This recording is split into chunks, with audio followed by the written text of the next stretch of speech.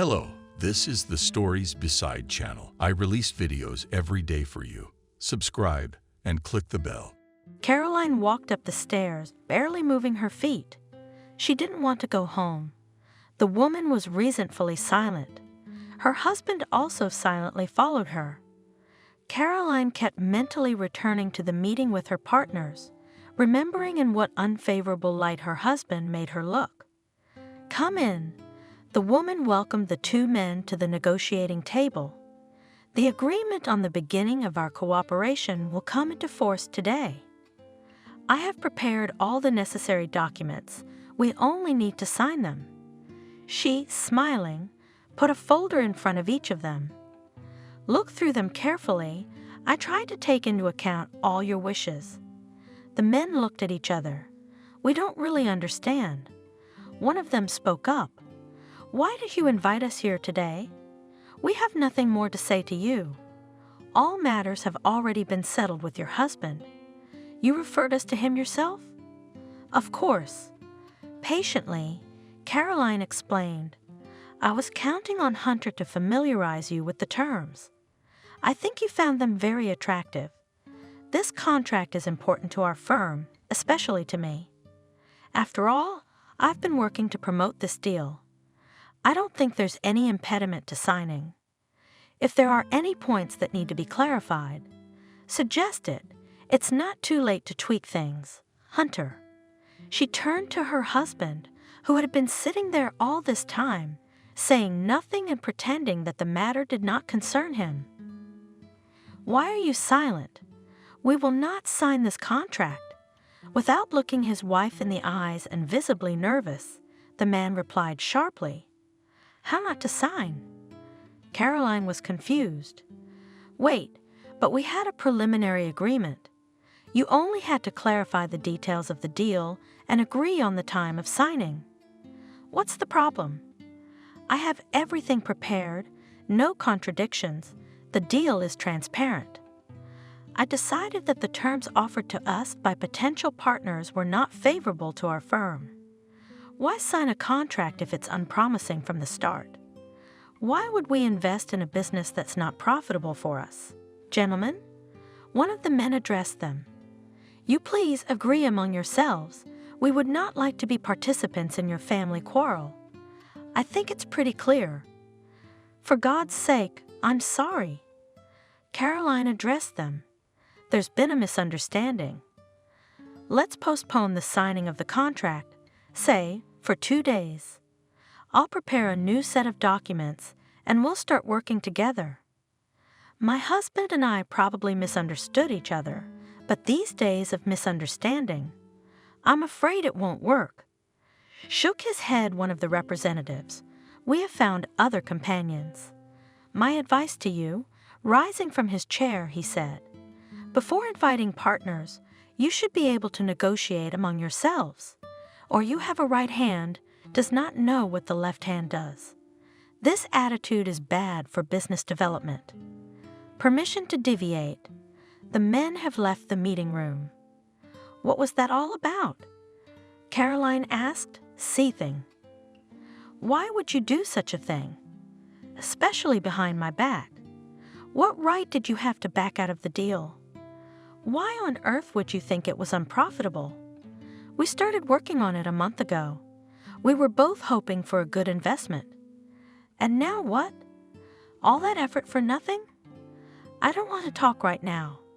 Hunter headed for the exit. "You are annoyed and will not take my arguments properly." "All right," Caroline agreed. "Let's go home. It's really not a good idea to deal with serious matters at the end of the day. But you're not going to be able to keep your mouth shut.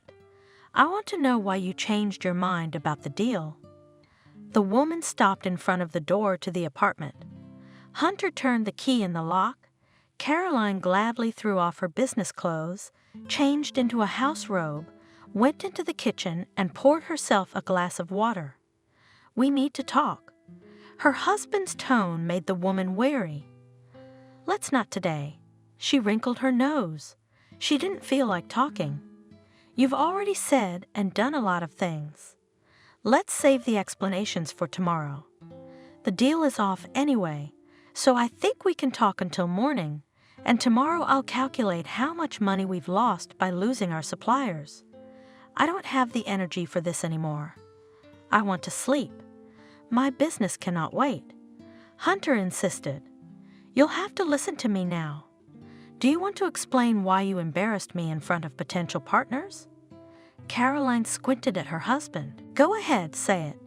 But don't use the fact that I'm a woman and don't know anything about business as an argument. I don't think you've ever had to question my abilities until recently. I know what our firm needs. You can't dismiss my opinion. I'm not going to explain or apologize. I've made up my mind. That's how you talk. Not so long ago, you couldn't make a move without me. What's changed? Why didn't you talk to me beforehand? Why didn't you tell me you weren't going to make a contract with the buyers? Is that how it's done? Don't you realize you're ruining my reputation and the reputation of the firm? I just haven't had time to tell you. I've had too many problems these past few days. You didn't have time or you didn't want to. Is that what they call it now? How could you not consult me? What kind of demarque is this? We discussed all the details together a week before we signed the contract. What happened in the meantime? Why do I have to justify myself to you? Hunter was angry. I got acquainted with the material offered by these suppliers and realized that they were not suitable. That's why I decided not to cooperate with them. It's business. We will find other, more favorable suppliers. Don't make excuses. You and I are partners, which means I need to know what's going on in the firm. You made me look like a shallow, flighty person who suddenly wanted to take charge, and it was my initiative. When we started the business, you always consulted me.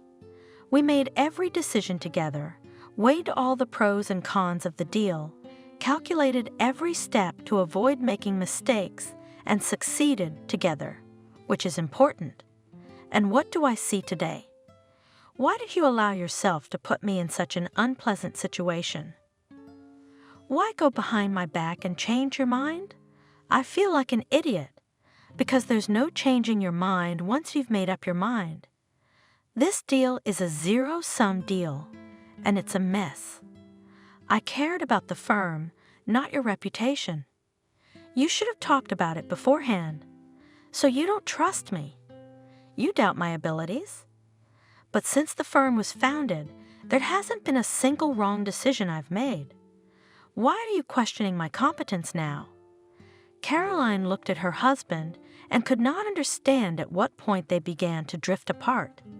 She remembered one of the conversations she had had with her mother when they were just about to start their own business. Mom, Hunter, and I have decided to start our own firm. Can you imagine how great that would be? Good, of course, who can argue? Mother said cautiously. But who are you going to register it with? Hunter, of course.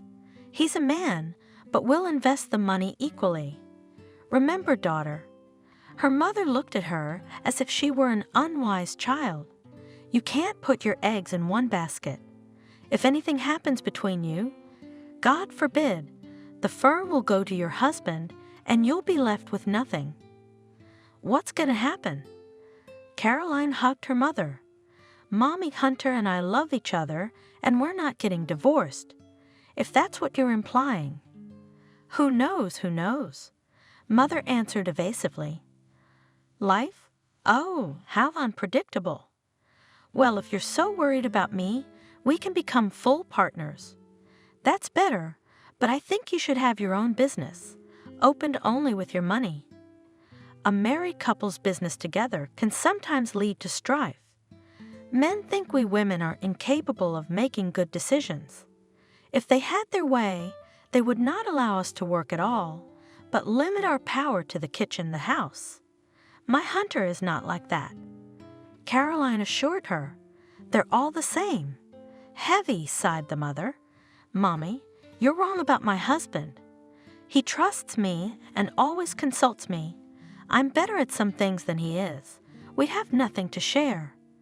I wouldn't be so reckless if I were you, but that's your business. And now Caroline realized what her mother had warned her about, and she wouldn't listen. That's not what I was going to talk about. Her husband brought her out of her reverie. I'd love a hot bath right now. At that thought, Caroline even closed her eyes. It seemed the day would never end. Her resentment towards her husband was unrelenting. What other unpleasant things was he going to tell me? About what?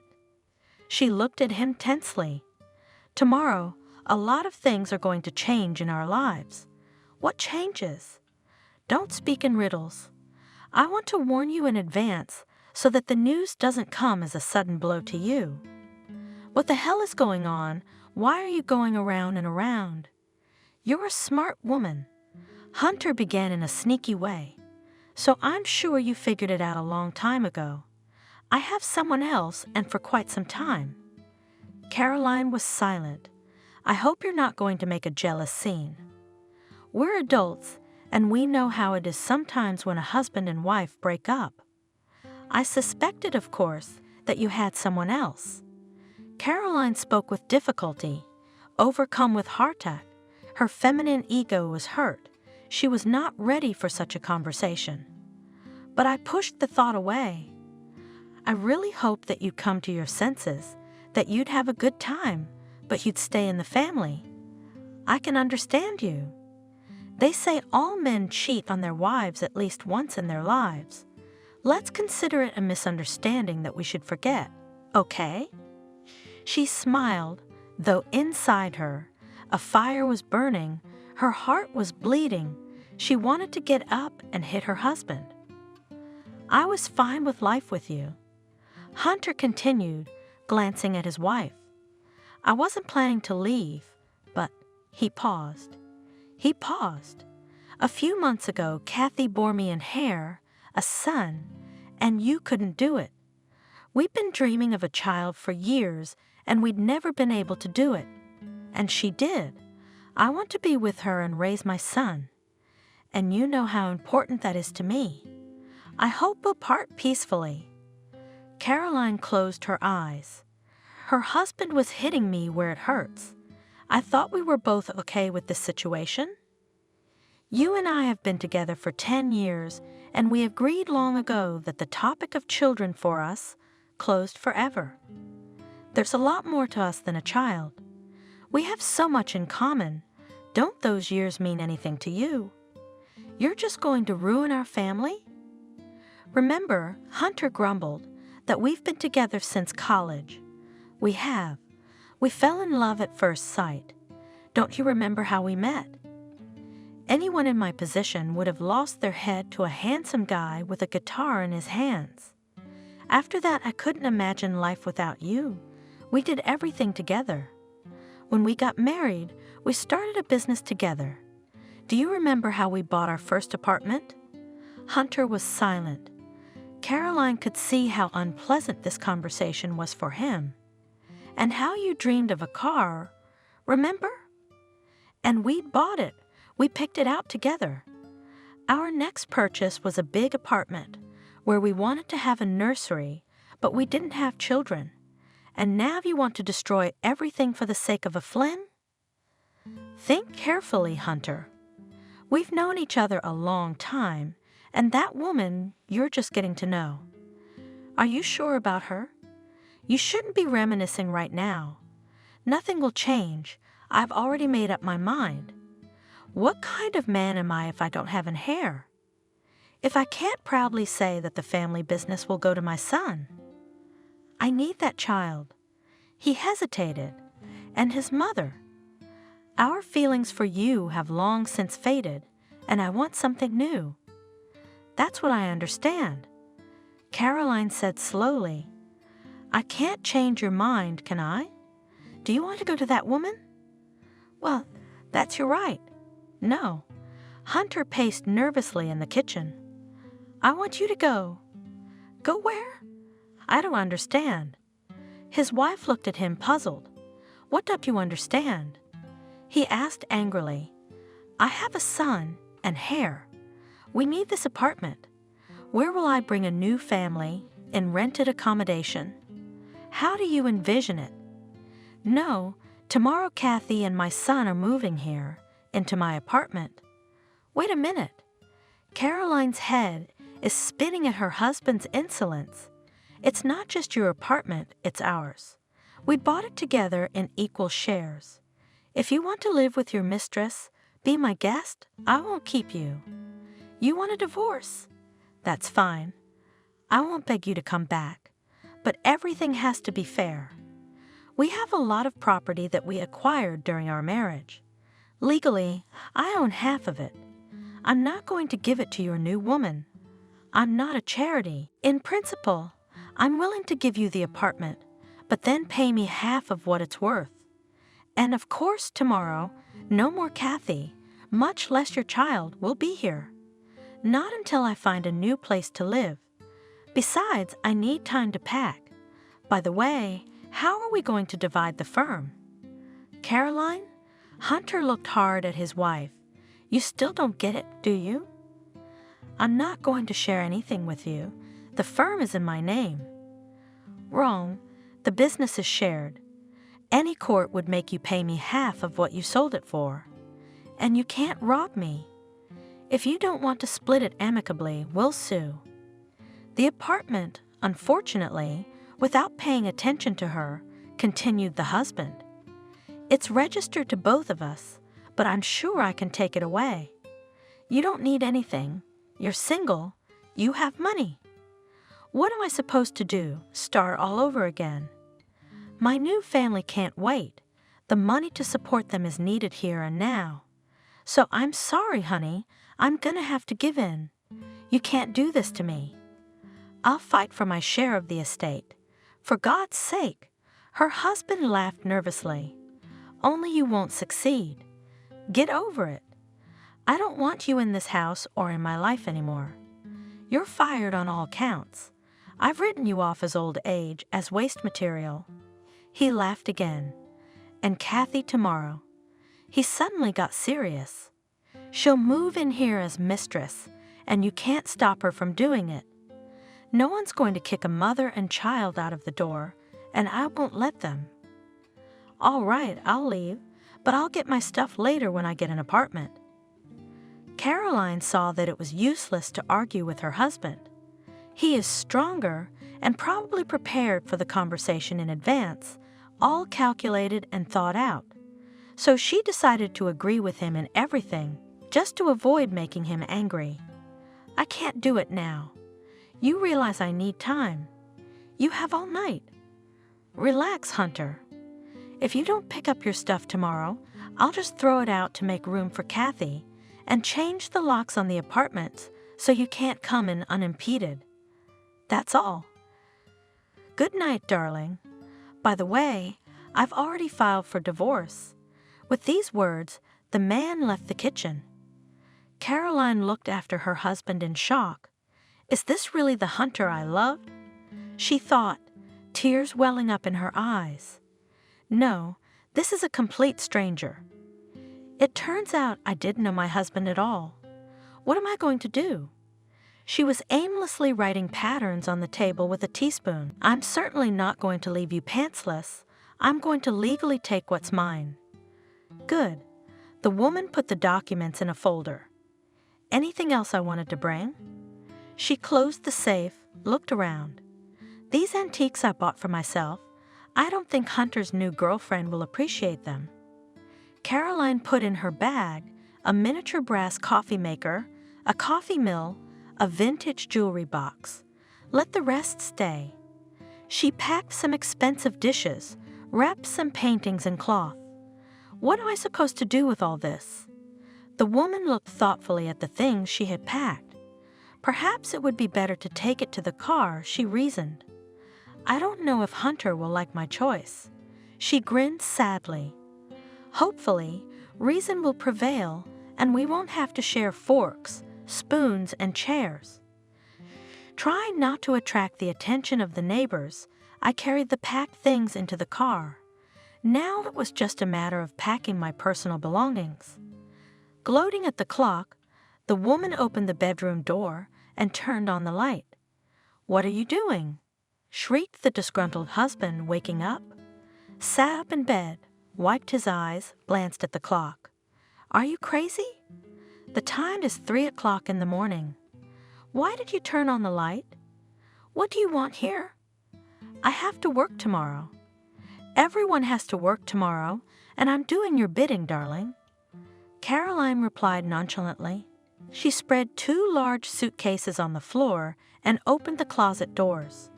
"You told me you'd throw my things away if I didn't pack them by morning. I can't lose my favorite dresses and suits. I'm sorry, you didn't give me any other time." "Couldn't you have waited until morning?" Hunter said irritably, tucking himself back under the blanket. "I won't get any sleep, and tomorrow's a busy day." "Get used to it, dear," the woman said with a sneer. "You will have many sleepless nights ahead of you. Don't forget, you'll soon have a small child living here. You can't imagine the difficulties ahead of you." "I can't wait." She waved her hands. "What if your new wife wants to move in early? So I'm sorry, you left me no choice." "Okay, but can you get ready quickly?" Hunter asked unhappily, seeing Caroline slowly packing her things into her suitcase. "What are you doing?" "Don't rush me. I mustn't forget anything." Smiling to herself, the woman shrugged her shoulders. "For 10 years of happy married life, I have accumulated a lot of things. With what love you bought for me, jewelry, outfits, remember." Finally, the suitcases were packed. Caroline carried them into the car. She looked at her watch and decided, "I could use some sleep, even an hour of shutting my eyes. It would be easier on my head." The woman settled down on the sofa in the living room and tried to sleep, but she was disturbed by the unpleasant conversation with her husband and the collection of things. Sleep did not come. She waited until dawn in a half-slumber, then quickly jumped to her feet, cleaned herself up, and went to work to pick up the documents for the company from her husband's office before the workday began. Caroline, as usual, smiled at the security guard at the entrance. "Good morning, Bob. I thought I'd get an early start to the day. Have you been eating a lot of bleach?" She was surprised when the guard blocked the entrance. "Let me through." "Caroline," the guard was guiltily hiding his eyes. "I can't. Hunter, strictly forbidden to let you into the office. I'm very nice to you, but the boss has threatened to fire you." "I can't lose my job." "I'm sorry, I have a mother and a wife and child on my back. If I lose my job, we'll go to the world. I need you to understand my situation. Bob." She gave him a friendly pat on the shoulder. "Don't worry, please. I'm hurt, of course, but okay, I won't set you up." "Thank you, Caroline." The guy's blushing. "I'm sorry." "Never mind." The woman tried to smile, though she really wanted to cry. "It's our family squabbles. I owe you an apology for being caught between 2 fires. I'm not mad at you. And Hunter is not so stupid," she thought as she walked out of the building. "He made sure I couldn't get into the office in advance. He knew I'd want to get the files. I'm not going to fight with the guard. He's just an enforcer. I don't want to give Hunter an excuse to call the police. I'd rather come back next time, when things have calmed down a bit, talk to Bob. They'll let me through. He's a good guy, and he understands. I picked a bad time, of course. The guy's afraid the chief's gonna show up any minute. That's why he's acting like this. We should come by at the end of the day. We do not have cameras installed, so we can try to negotiate." With those thoughts, the woman got in the car. "Well, we'll have to find a lawyer. We can't do it alone." Caroline said, flipping through the phone book. "As far as I remember, this man is considered the best in civil cases. He doesn't seem to have a single lost case, but his services won't be cheap." She looked around, started the car. "Good thing Hunter doesn't have access to my accounts. I'll pay any money to help solve the property division problem." Well, I'll try calling. I hope he has time for me. Caroline dialed the number for the law firm. Hello. She spoke when she heard a pleasant female voice on the other end of the line. I urgently need to meet your boss. When can he see me? You know, there was some silence on the phone. There's a window in his schedule right now. Can you come over right now? Great, the woman rejoiced. I'm on my way. You're very lucky, the secretary said as Caroline entered the reception area. Samuel has a canceled appointment and will see you personally. She stood up quickly and opened the door. Samuel, the girl announced, you have a visitor. Hello, come in. A handsome middle-aged man, his dark hair neatly trimmed, barely raised his head and deep into his papers again. Dressed neatly, clean-shaven and smelling of expensive perfume, he immediately made a favorable impression on Caroline. Excuse me, I'll be ready to hear from you in a minute. I have a lot of things to do in production. Caroline sat down on a comfortable chair, put her purse on the neighboring one, folded her hands on a good dark wood table, and looked around. There was order in the office, nothing superfluous folders, books, stationery on the desk. Everything was in harmony with the environment and incredibly appropriate to the owner of the office. Am I listening to you? Finally, the lawyer said, raising his brown eyes to her. The case will seem trivial at first glance. Caroline began, slightly worried, but I found myself in a very unpleasant situation. It was inexpressibly embarrassing to admit to such a handsome young man that her husband had left her, but she gathered her strength and spoke. My husband and I have been together for 10 years. We started from scratch together. The only thing that marred our family life, the lack of children, well, did not happen. And now a young fool has seduced my husband, and he threw me out on the street. You want your husband back? The man squinted at her. No, I don't.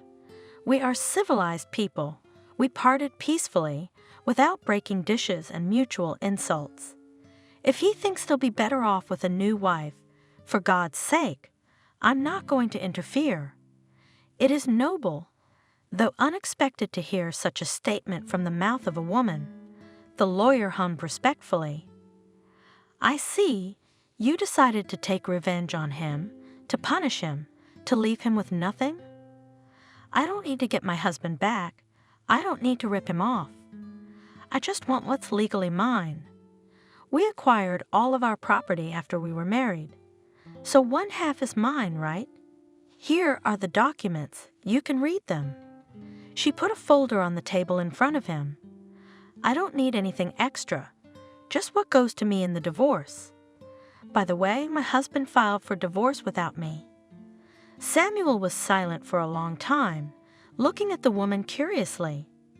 Caroline couldn't take it anymore. What? She asked, feeling uncomfortable under his gaze. Is something wrong? Why don't you say anything? Are you taking my case? I'm sorry. Samuel grinned and began to study the documents. After a while, he stared at her again. Caroline shivered, not understanding why he was staring at her like that. If you have any questions, ask. I have nothing to hide. I don't want blood. Yes, I'm hurt that my husband did this to me, but I don't want to hurt him. He's probably right. Our relationship is over. We lived together out of inertia, the habit of being close to each other. If you know what I'm talking about, he was probably the first to realize the pointlessness of our relationship. I'm even grateful to him in a way. It's just, she hesitated. The breakup came out of the blue. To be honest, Samuel said slowly, continuing to stare at her. I was expecting to see another trophy wife, eager to steal from an unfaithful husband, young, beautiful, and completely stupid. And here, I'm a little puzzled. You're different. I don't know what you mean. The woman frowned. And stop looking at me. Are you taking my case? If you're interested in details, ask. I'll answer any questions you have. I don't have any questions for you. Everything is clear. Rather, there are questions for your husband, except that he is a fool to let such a woman go. Caroline blushed and looked away. I can't understand at all what he's counting on. The apartment was bought during the marriage. It's jointly owned. I've looked through the documents. Everything is clean. The firm is also very clear. We have to split it up. I don't know what he's counting on. Excuse me, Caroline, can I ask you a personal question? Of course, she nodded. And the money, how do you plan to divide your capital? You haven't said anything about it. We've never shared a budget, so I have my money. The car is in my name too. I don't have a claim on the Hunter. I'm interested in the apartment, the firm, and the summer house. I'll be honest, your cases are easy to win. I will be pleased if you decide to work with me, but with such a case will cope with any lawyer, including the one who charges for his services much less than me. You've already asked about my rates, haven't you? Maybe you should go to another law firm. I don't discount my clients, not even pretty ones like you. You see, Samuel, my husband is no fool. Ignoring his compliment, Caroline spoke. This morning I tried to get into the office, but they wouldn't let me in. He strictly forbade the guards to even speak to me, threatening to fire me. I could have demanded permission to go in, but I didn't want to put the guard in an awkward position, and Hunter's just waiting for an excuse to take me down. I'm sure he has some kind of plan. I'm afraid he's going to forge documents related to the firm. I suspect he's already slipped me some papers, and I may have signed them without looking. Don't you check the papers you sign? I've never had any reason not to trust him. We've been working together a long time. We have a family and a business in common, and we both have a vested interest in its success. The woman fell silent, trying to cope with the tears that came to her throat. I can't confirm my guesses either. I don't have access to the office right now. The case, seemingly simple at first glance to you, can turn into a huge showdown, and I would not like that. I'm a peaceful person, used to negotiating, so I'm afraid to be cowardly and back down. Hunter will probably try to take advantage and push pity on me. And I want to get justice and get what's mine in the divorce. Judging by the reviews, have you ever won the toughest case? If I'm gonna go to war with my husband, it's gonna have to be with you. That's why I came to you. Don't worry about the fee. I have the money. You set a price and let's sign the contract. Caroline, I understand your husband asked you to vacate the apartment. Did you get your things out of there? Yes, I took my things. They're in my car. Where do you plan to live? Have you already managed to rent a place to live, or have any of your relatives or acquaintances taken you in for a while? Honestly, I didn't even think about it. The woman was embarrassed. But it doesn't matter. I'll try to go home maybe. Hunter has already decided not to kick me out of my own apartment. He must have a conscience. Caroline replied, but if he's determined, he'll probably carry out the threat and change the locks. I can't get into the apartment, but that's not a good idea. It's already occupied. I don't want to get into a fight in front of the neighbors. I'll have to find a place to sleep. I'll think of something. Don't you want to go to the police? He'll be obliged to give you back your right to stay in this apartment in no time. Come home with the police and demand to be let in? I don't want to. It's beneath me. It's easier for me to rent. It's not a problem if you have the money. Okay. Samuel put a form and a pen in front of Caroline. Now we'll draw up an application to the court demanding the division of property. Then we'll draw up a partnership agreement between you and me. And I will not put things on hold, and I will study your documents right away. I'll do that. The woman started filling out the paperwork. I also want this to be resolved as soon as possible." "Okay." Taking the written sheets from her, the man resolutely held out his keys. "And these are for you." "What's this?" She looked at him uncomprehendingly. "These are the keys to my second apartment.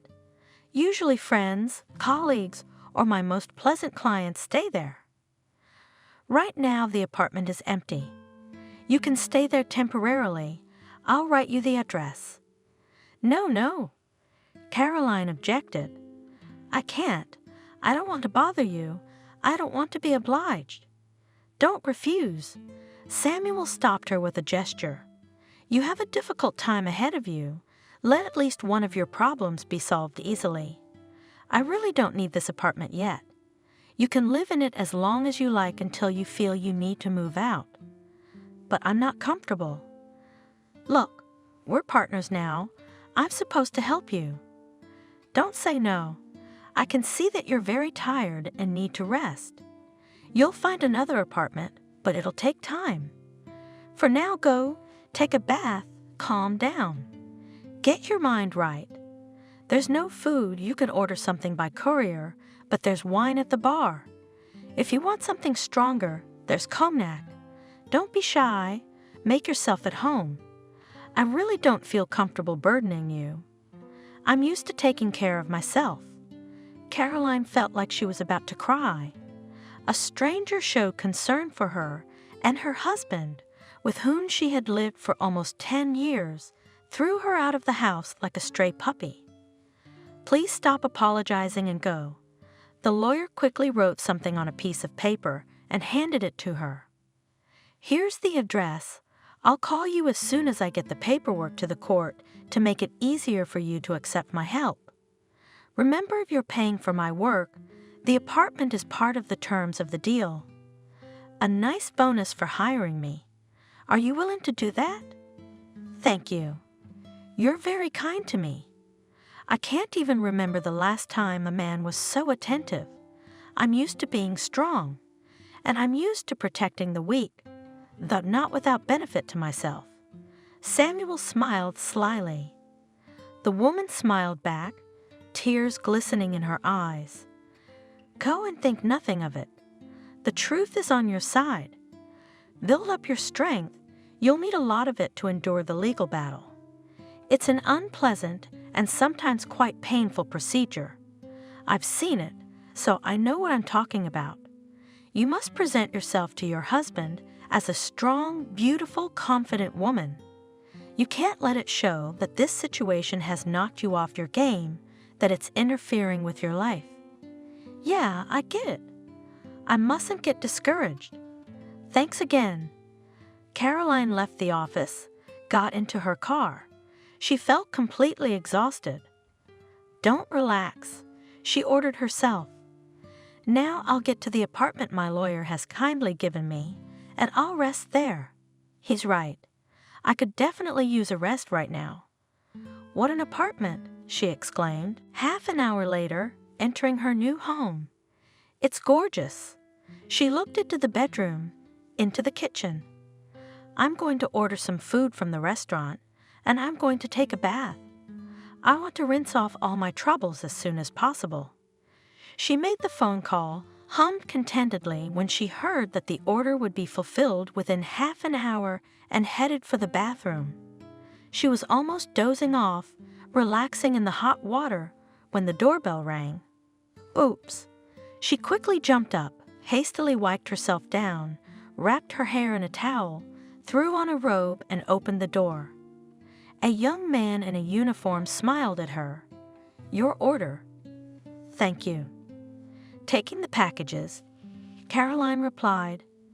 After seeing the young man off, she went into the kitchen. It turned out that I was hungry. She was surprised to find herself eating a salad. The meat is so tender. I have to stop. Caroline got up from the table and went into the bedroom. "This is what I've been missing," she said with pleasure, stretching out from under the blanket. The woman had no sooner closed her eyes than fatigue and worry took their toll, and she fell into a dream. Caroline did not know how many hours she had slept, but when she opened her eyes, she realized that it was already evening. It was dusk outside the window. It felt so good. She stretched and said she would lie here without any problems and worries. Oh, it's evening. I slept through everything. Enough lying around. She jumped to her feet. I should go home, see what's going on. Maybe I shouldn't have done all this. Maybe Hunter's not thinking about getting rid of me. I mean, it's a little crazy in his head. I mean, who knows? I won't judge him if he wants to apologize. We have too much in common. She cleaned herself up, got into the car, and drove home. She stopped at the entrance, looked up, noticed the light in the windows. She went up to the landing, tried to insert the key into the keyhole as usual, but it didn't work. It had changed after all. There was an unpleasant scratching at her soul. Caroline gathered her courage and rang the bell. She stood listening. Strange, the light was on, so someone must be home. There was silence at the door. She knocked gently at first, then insistently. No one answered. Then Caroline began to ring again. Finally, the door opened. A young woman appeared on the threshold. Her blonde hair was loose, her lipstick was brightly colored, and long, unnaturally fluffy eyelashes framed her brown eyes. The makeup disfigured her delicate face rather than adding beauty. A silk robe barely covered her slender legs. What do you want? Despite her fragile appearance, the stranger's voice was rough, displeased. She smokes, too. Caroline's mind flashed. Didn't anyone ever tell you that if people don't answer the door, they don't want to see anyone? And you calling and waking up my kid, who are you? Hello, I want to see Hunter. Send him in. Trying to remain calm, Caroline asked politely. Aha, a stranger's guess. You're Hunter's ex. He's not here, and I don't know when he will be. Kathy tried to close the door. I don't think he'll want to talk to you anyway. I think you've got it all figured out. Then I'll wait for him. I need to talk to him. You can't stop me. Caroline held the door. Let me into the apartment. In case you didn't know, half of it is mine. I have every right to be in it. You have no business being here. Kathy pulled on the door again. Hunter said you're not getting anything out of this apartment. Now this is my house. I decide who I let in here. Okay, I'm sorry. I overreacted. Caroline tried to smooth things over. Tell me when he's coming back and I'll leave. I don't know when Hunter's coming back. You're not going to stay here all night, are you? Go away or you'll really wake up your son. If you don't leave me alone, I'll tell Hunter and he'll deal with you. Don't think you're going to get my sympathy. I know my rights. You're the one who's screaming like a victim right now. Caroline said calmly, so you don't have to put your head on straight. It won't be long before all the neighbors will come to see us fighting. You don't want the neighbors to know we're fighting, do you? I don't care about the neighbors. Get out. I don't have time to talk to you. My husband will be home from work. I have to get ready. He's so insatiable in bed. Kathy laughed. How would you know, though? The passion between you two is long gone. Hunter complained that you didn't satisfy him at all. Let's not discuss our bedtime affairs, shall we? Caroline blushed. I'll go. Just help me satisfy my feminine curiosity. She looked questioningly at her rival. Don't worry, I'm not going to interfere with your happiness. Just answer one question. Okay, ask. The hell with you. Anyway, after all, do not get off. How old is your son? 8 months old. Kathy answered. What's your business? She looked suspiciously at the uninvited guest. Are you up to something? It's not going to work, okay? Hunter stays with me. Forget about him. How can you compete with me? I'm young and beautiful, and you're already used up. Sure, I get it. Calm down. I'm not going to interfere with my ex-husband's new marital happiness. If you'll excuse me, I have one more question. Why are you two getting married now?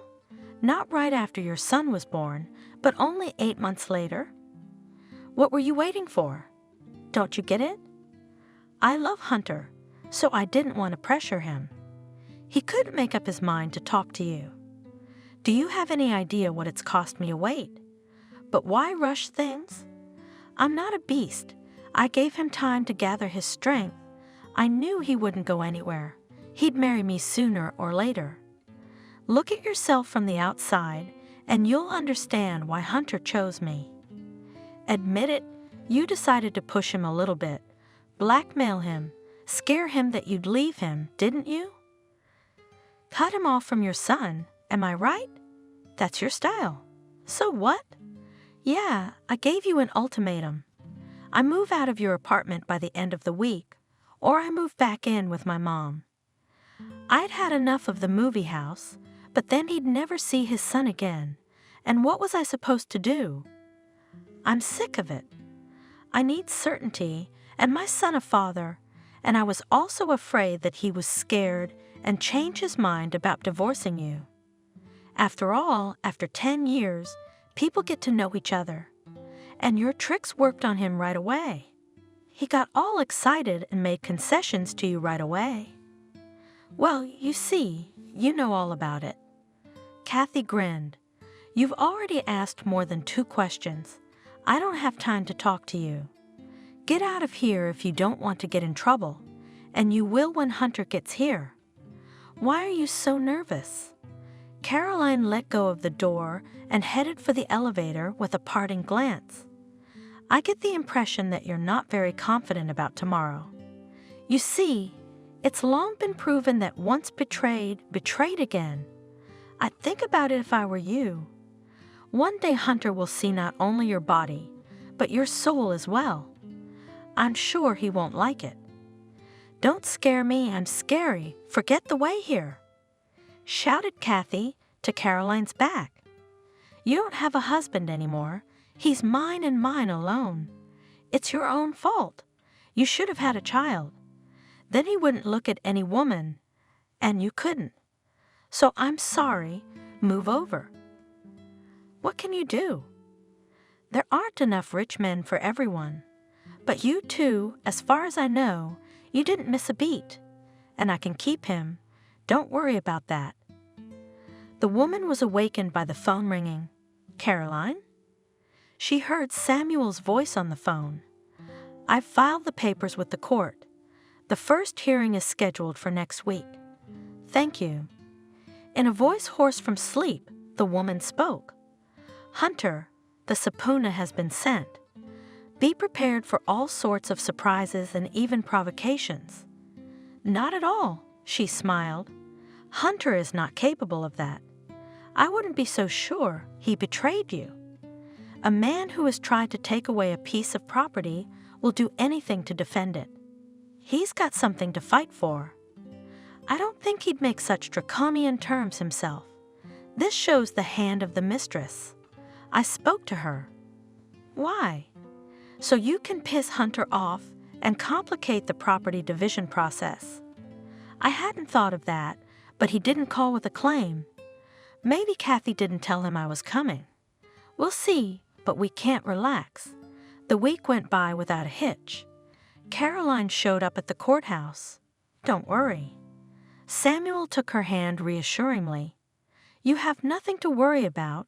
Now the court will hear the parties and make a decision. I don't understand. Why isn't Hunter here? Caroline was nervous. We have a few minutes. Stand up. Court is now in session. The clerk announced, and the judge entered the courtroom with a decisive step. The court is adjourned due to the defendant's failure to appear. She announced, What does that mean? Perplexed, Caroline asked the lawyer. It means that your husband decided to delay the process, but it's not a problem. He still has nowhere to go, whether he wants to or not, and have to share. It's just gonna take longer. What am I supposed to do? The woman looked at Samuel frustrated. All you can do is wait. You have a place to live. You don't need money, so rest. As they say, there's a silver lining. When else is there gonna be a good time when you don't have to think about work? Do you remember the last time you went on vacation? We were planning to go somewhere with Hunter. Caroline smiled sadly. We travel every year together, and now, that's great, Samuel exclaimed, encouragingly looking at her. Go away, get a change of scenery. It will do you good, at least for a couple of days. I wish it were over as soon as possible. I'm very uncomfortable with you, Samuel. I've overstayed my welcome. You've given me a temporary home, but it's dragging on. Caroline, what are you talking about? Wouldn't you help me if I were in this situation? You're not just a client to me anymore. You've become a real friend to me. The man looked intently into the woman's eyes. She was embarrassed and looked away. Don't think about anything. We have everything under control. Have you decided where you're going? Yes, I'm going to a friend's country house. That's great. Take a rest and don't think about anything. Remember, I'm in charge of your problems now, and Caroline went to the country. The weekend flew by, but the woman really felt that she was ready to continue to stand up for her rights. And even from a distance, she felt Samuel's support. A week later, she walked back into the courtroom. Hunter is here, Samuel reported, and in good spirits. I would like to believe that today's meeting will be the end of it. Hunter entered the room, accompanied by his lawyer. The judge has taken her seat. Court is now in session. The clerk announced, a civil case on the division of the property of the spouses is being heard. The plaintiff's lawyer voiced his demands. Hunter, I would like to hear what you do not agree with the position of the applicant. Judging by the documents, the property was acquired during the marriage, so each spouse claims half of it. No factors influencing the denial of claims were presented. The documents are duly executed. I do not understand why there are difficulties. Honorable Court. Hunter stood up, coughed. Maybe, according to the law, my wife has the right to a part of the apartment, dacha, but she is alone, and I have a family and hair. I expect the Honorable Court to take this fact into account. Why does Caroline need the apartment? Who can she bequeath it to? To someone else's uncle, to her lover? I don't want the property we've built up together to go to San Alfonso. I admit that Caroline will have a man who will not mind to lay his hands on her inheritance, and I will be able to properly manage, including her part of the property, so that she does not become a hostage of some scoundrel. Hunter, the court is not interested in your family problems. We are bound by the law, and the law requires you to either give Caroline the property or pay monetary compensation. You don't want to understand me. Hunter argued, why should I give anything to my ex-wife? She has enough money to buy whatever apartment she wants. It's not my fault she couldn't bear me a child.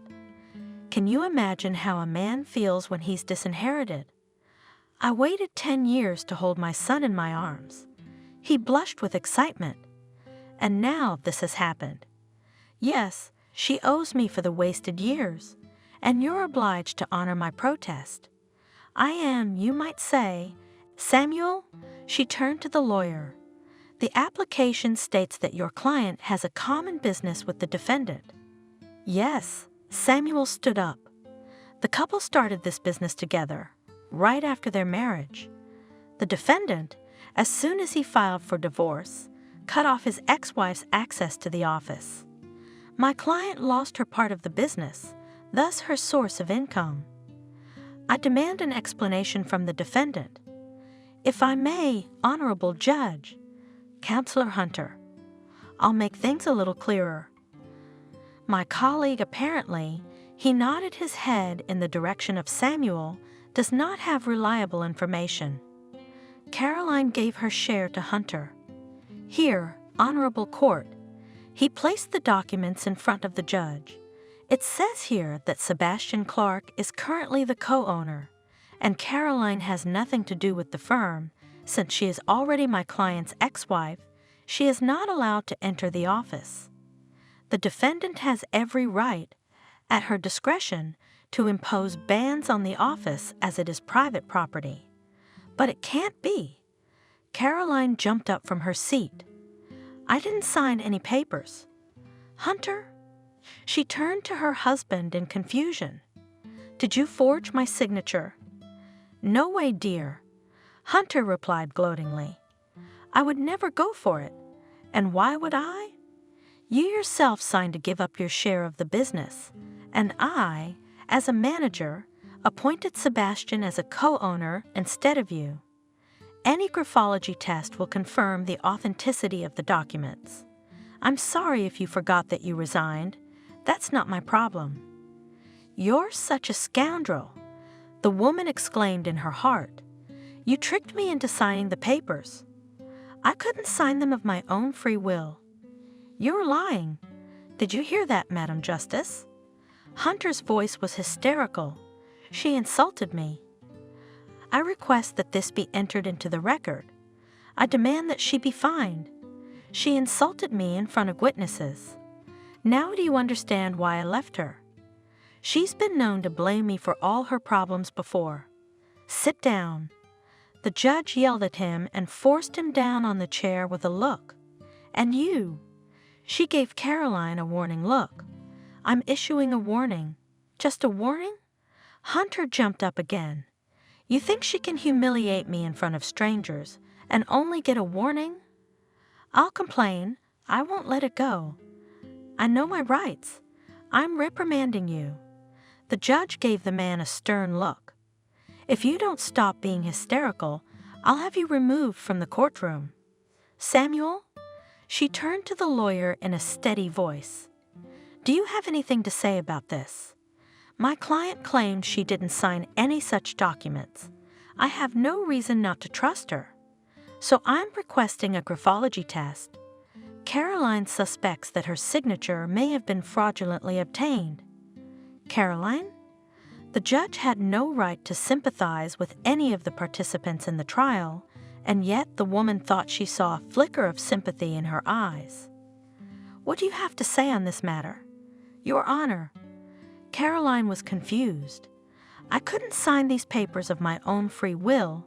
To start a joint business, it was my idea. We've been developing our firm together all these years. It's my only source of income. Voluntarily handing over your share is like chopping off your right hand. Did you ever plan on handing over control of the firm to your husband? Well, yes. The woman recalled that a few months ago, Hunter urged her to sign the deeds over to him. There was a conversation, but I declined. I thought it was strange that he insisted on it, but I had no idea that he would take advantage of my gullibility. He was probably already planning to put me out of business, just waiting for the right opportunity. Well, the judge looked around the room. We are adjourned. The plaintiff's request for a graphological examination is granted. She struck the gavel, announcing that the session was over. Everyone in the room filed out of the room. You can't prove anything anyway. Hunter smirked. The apartment and the summer house didn't work out, but you won't get the firm, and you don't know when you'll get the compensation. I will slow down its payment as much as possible. Turns out you can be sneaky. Too bad I only got a real look at you now. Caroline replied to his lunge. Don't be discouraged. Samuel tried to calm her down. We'll fight again. No, Samuel. Caroline felt completely defeated. It's not going to work. Hunter had probably slipped the documents he needed into the pile of papers he'd had to sign lately. It's my own fault for not looking. I always trusted him like I trusted myself, and now I'm paying the price. We can't prove I did it by mistake. It's my signature, there's no doubt about it. He wouldn't be so brazen if he wasn't sure. Who is Sebastian? Samuel asked. Where did he come from? He's a friend of Hunter's. Wasn't he surprised that you signed over your part of the business to him? We don't know how Hunter explained my decision to him. Caroline noted. He probably doesn't even know that he's unwittingly become an accomplice in our fight.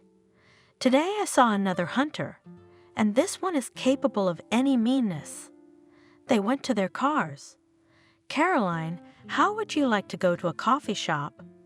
Have a cup of coffee, discuss our next move. I'd like that. The woman was pleased. Frankly speaking, I don't want to be alone now.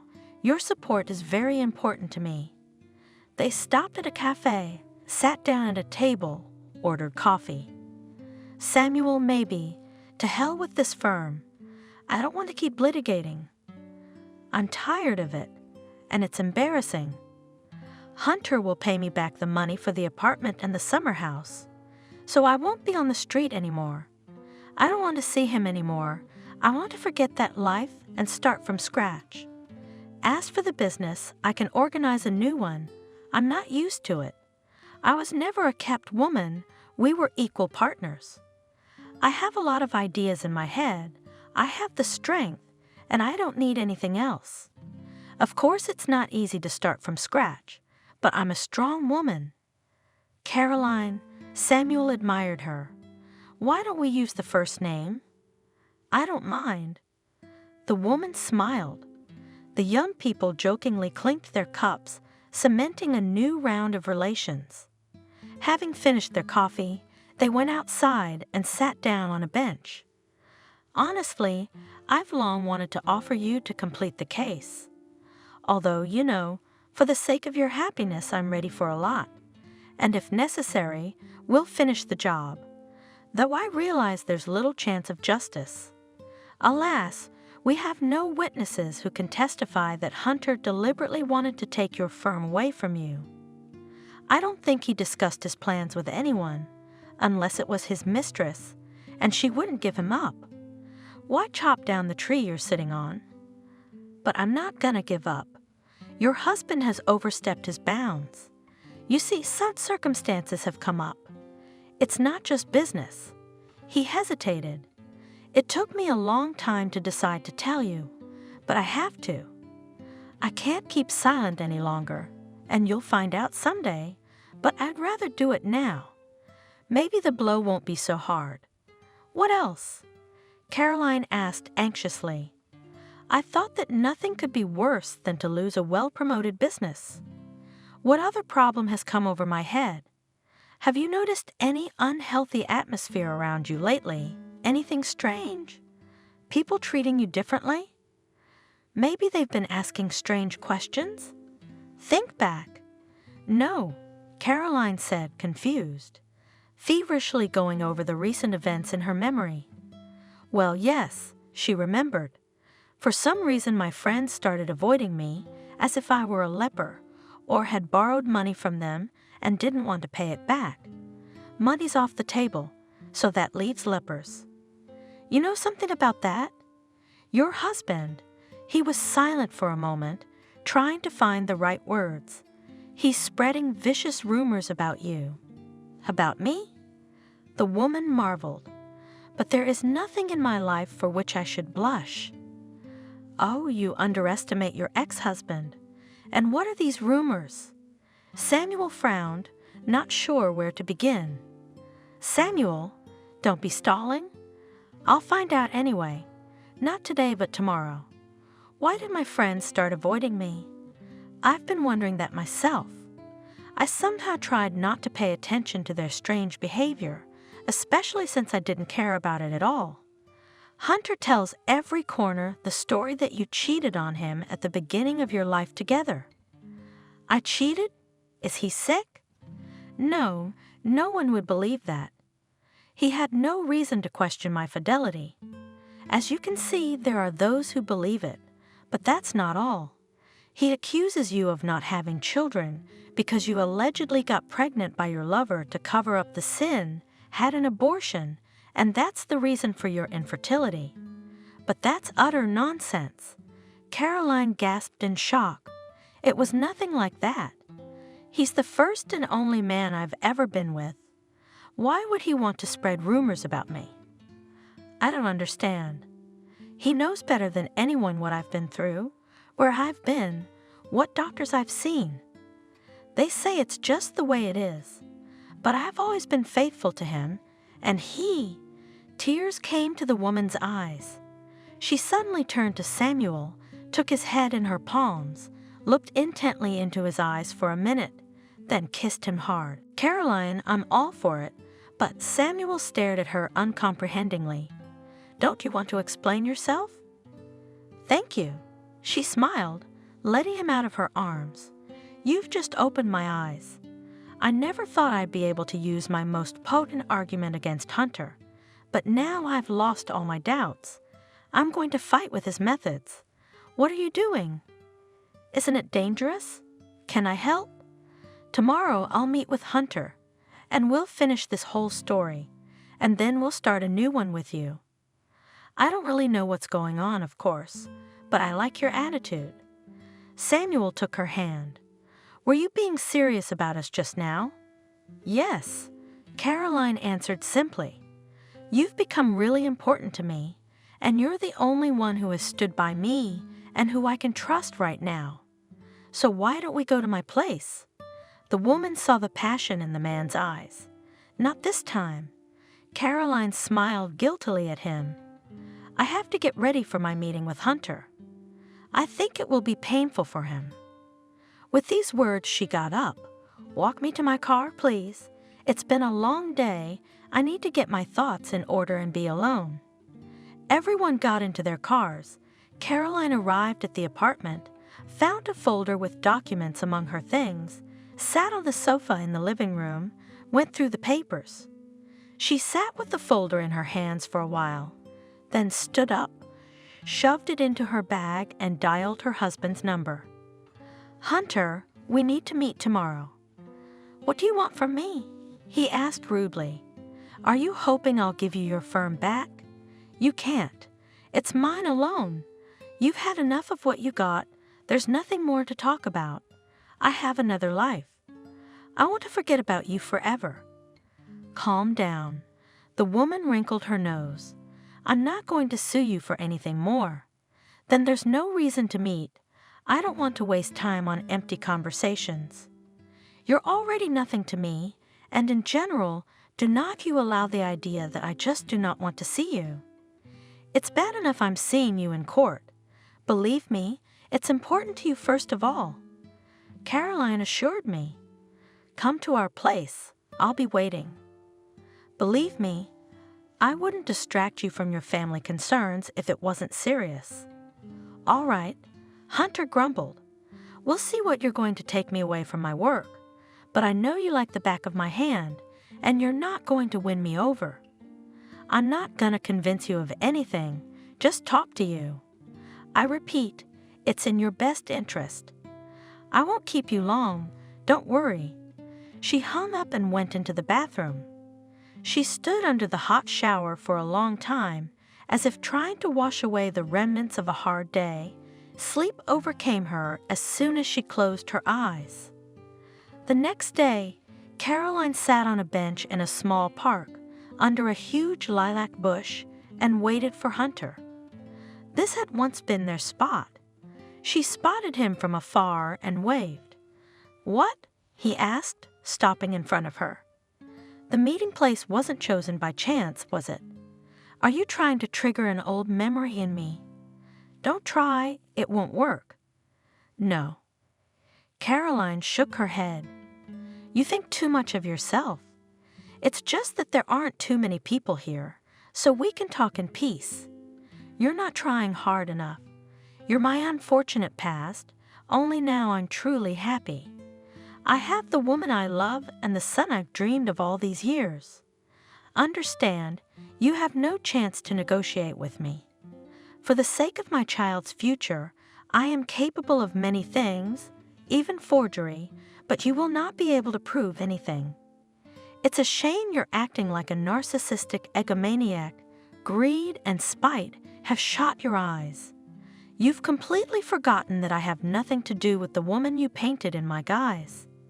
But I have not come to appeal to your conscience. Your family life has put it too firmly to sleep. But it matters not. I came to give it to you. She held out a folder of papers. Here. What's this? He asked suspiciously. Remember, about 5 years ago, we were at the clinic for a checkup. About your infertility. Yes, we took the tests together. The woman put the folder on the bench next to her. That's the way it's done, to find out who's having problems. I remember the doctor said it was because of you. We can't have children. We had more treatments, but it didn't work. Yeah, I remember all that well. But why are we having this conversation now? I lied to you then. Caroline answered calmly. There. She nodded at the papers. It's all written. I just loved you too much. Anyway, I wasn't the one with the problem. You were the one with the problem. You're the one who can't have kids. You're infertile. Are you kidding me? That can't be true. The doctor said with one voice that you're infertile and they can't help you. They said that at my request. I couldn't let you feel guilty. I didn't want to humiliate your manhood. I was willing to take on the burden of responsibility. I did it all for you, for your peace of mind. At the time, I thought the sacrifice was worth it. No, I don't believe you. And I have proof, my son. If I am barren, then whose is it? That's a question I think you should ask your new wife. Caroline shrugged. And study the documents at your leisure. I have no interest in deceiving you. Do you want to go to the clinic we went to? We still have the medical records. That's all I wanted to tell you. You see, you were wrong to be afraid. Our meeting was short-lived. She rose from the bench and walked slowly down the alley. Hunter looked at the folder in horror. I don't believe it. I don't believe it. She's on purpose for me, slipping this to me now, jealous of my happiness. My boy, my Jordan, no one can take him away from me. Distrust my wife, my Kathy. He took the folder with shaking hands, sat down on the bench, and opened it. No, no, the man repeated in desperation, leafing through the medical documents. Not true. Why did she keep silent for so many years? It turns out that it's my fault. Is it because of me that we didn't have children? I'm the one who's infertile? Is there such a thing? He groaned in impotent rage, threw the folder away, papers flying around, clutched his head, started rocking from side to side, repeating, It can't be, it can't be. I don't believe it. Why did she take all the blame? Why? And I'm a fool. I've been reproaching her all my life. God, what a fool I am. Hunter didn't know how long he sat like that. Then he woke up, put the certificates neatly into a folder, got up and walked down the alley to his car. He felt dizzy. His eyes were hazy. The man got into the car, started it, and drove off. He drove the car, circling aimlessly around the city. Finally, his eyes fell on the sign bar, turned off the engine, and entered the hall. Vodka 200. He tossed the bartender a drink and sat down on a stool. Can I help you? The young man put the glass in front of him, looking sympathetically at the man. No. Hunter waved his head negatively, draining the contents of the glass. No one can help me. Do you understand? He stared at the bartender with cloudy eyes. I just found out I can't have children. I understand. What do you understand? The man lunged at him. I'm not a man. It's a judgment. Life is over for me. Pour some more. He moved an empty glass to the young man. You think I'm the only one. The main thing is to have a loving wife and children. They can be adopted. How many of them are brought up in orphanages? As far as I know, it's not hard to do. I don't want someone else's. I've always dreamed of my own, and I blame my wife that she can't give me an heir. And she hid the fact that I was infertile. Can you understand? Everyone was pointing fingers at her, and she took the blame, took care of me, protected my male ego, and me. I cheated on her. Can you believe that? I cheated on her because I was excited about being a father. A noble woman, said the bartender, filling Hunter's glass again. What the hell do I need her nobility for? The man drank the glass in one gulp.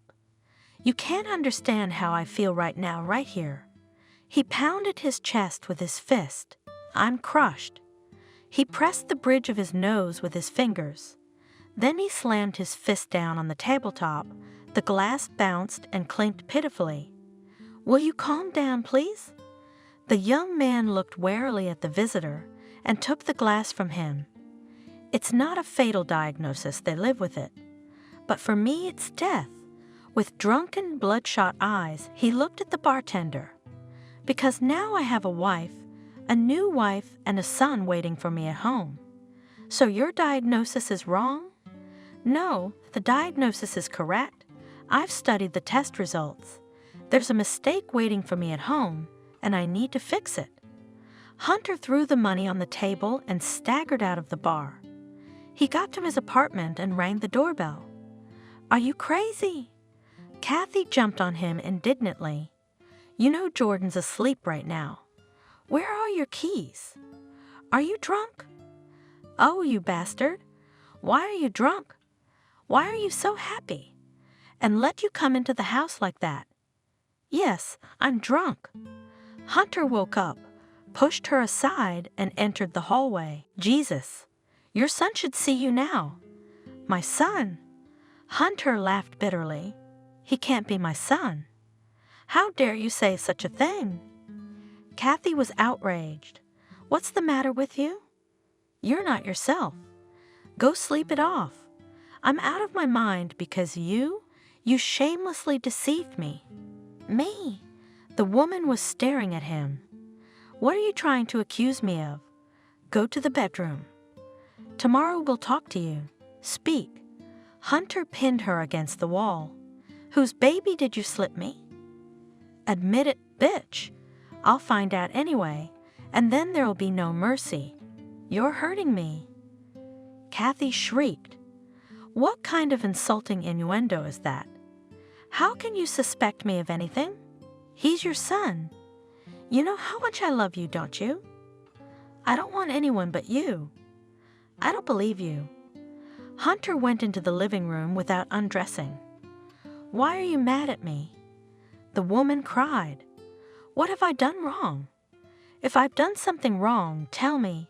Just spare me your suspicions. I never cheated on you. I don't need to.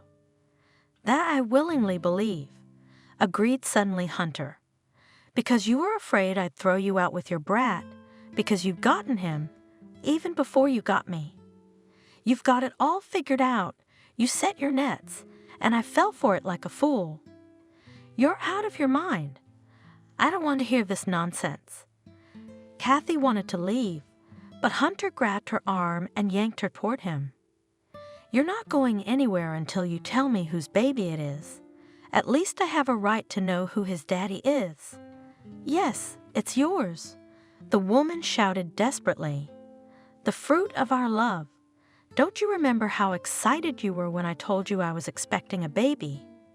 That minute you were ready to carry me in your arms, and now you're accusing me of I don't know why. Oh, I get it. She suddenly calmed down and spoke softly.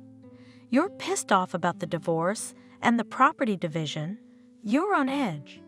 I'm even willing to forgive you for getting drunk.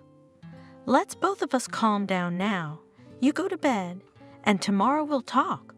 There was a baby crying in the nursery. Your son is awake. It's not my son. Don't you dare call him my son. What are you talking about? Of course he's yours.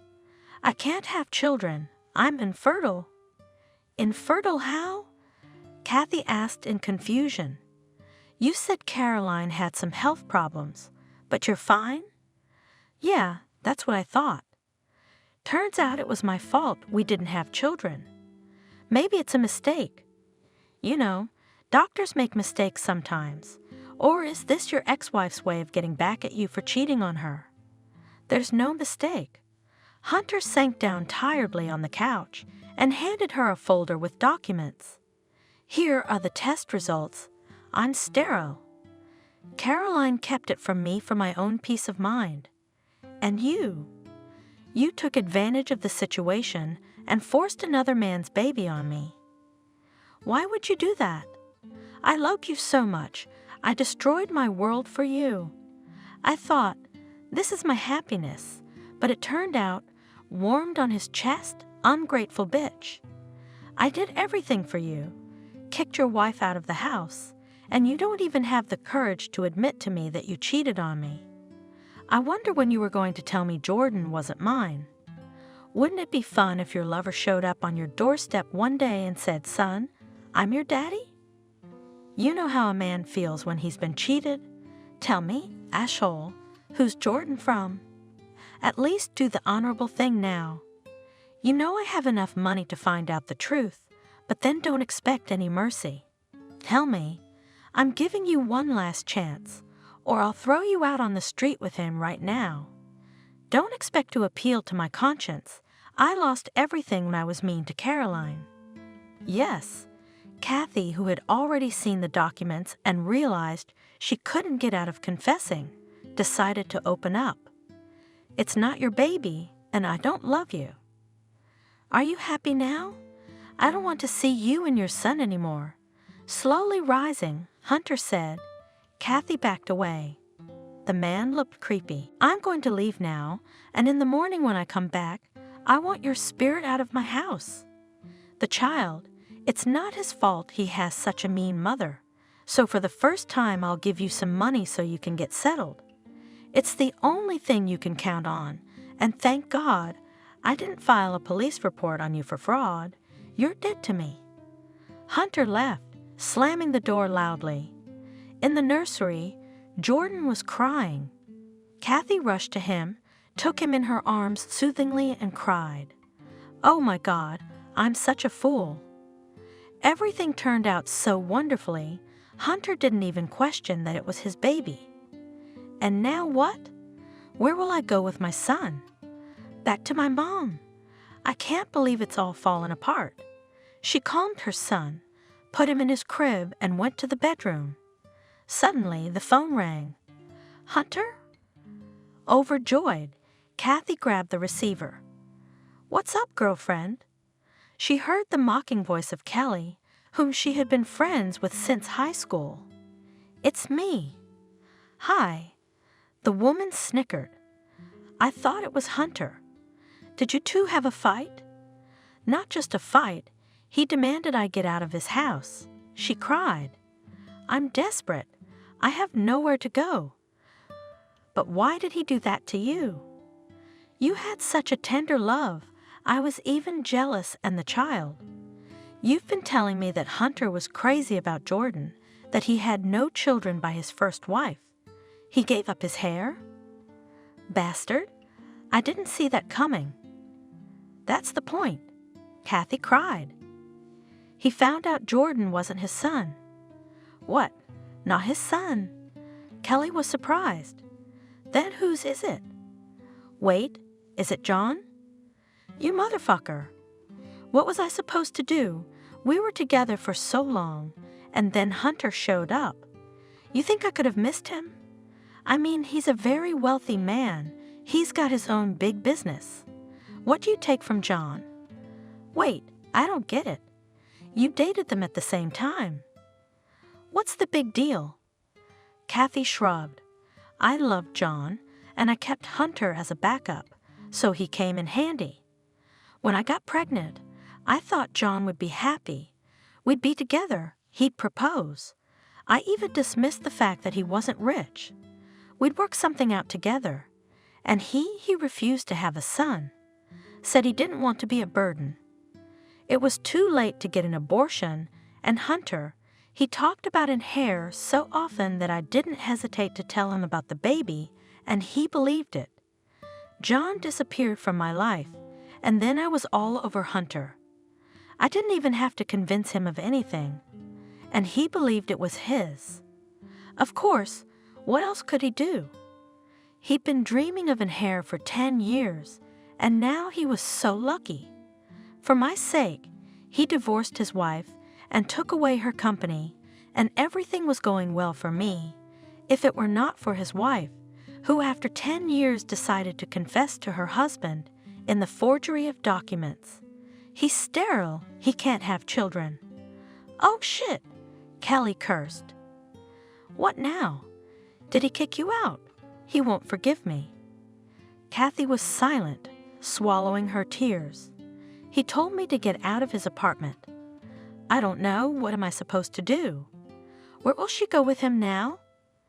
I hate that Caroline, she ruined all my plans. If Hunter can't have kids, let him adopt Jordan. Talk to him, cry to him, see if it works. Won't he forgive you? He needs an heir anyway, and with you and your baby, he loves you. Now I don't know how stupid I am. It's a joke. Stop crying. Wait till morning. Can't you seduce a man? Wait for him. Meet him in nice lingerie, set the table. I don't have to tell you how to please a man, do I? I'm sure you can win him back. Why am I so unlucky? John ran out on me. Now Hunter. What's wrong with me? Don't worry, girlfriend. It's not over yet. I don't know. You should have seen him.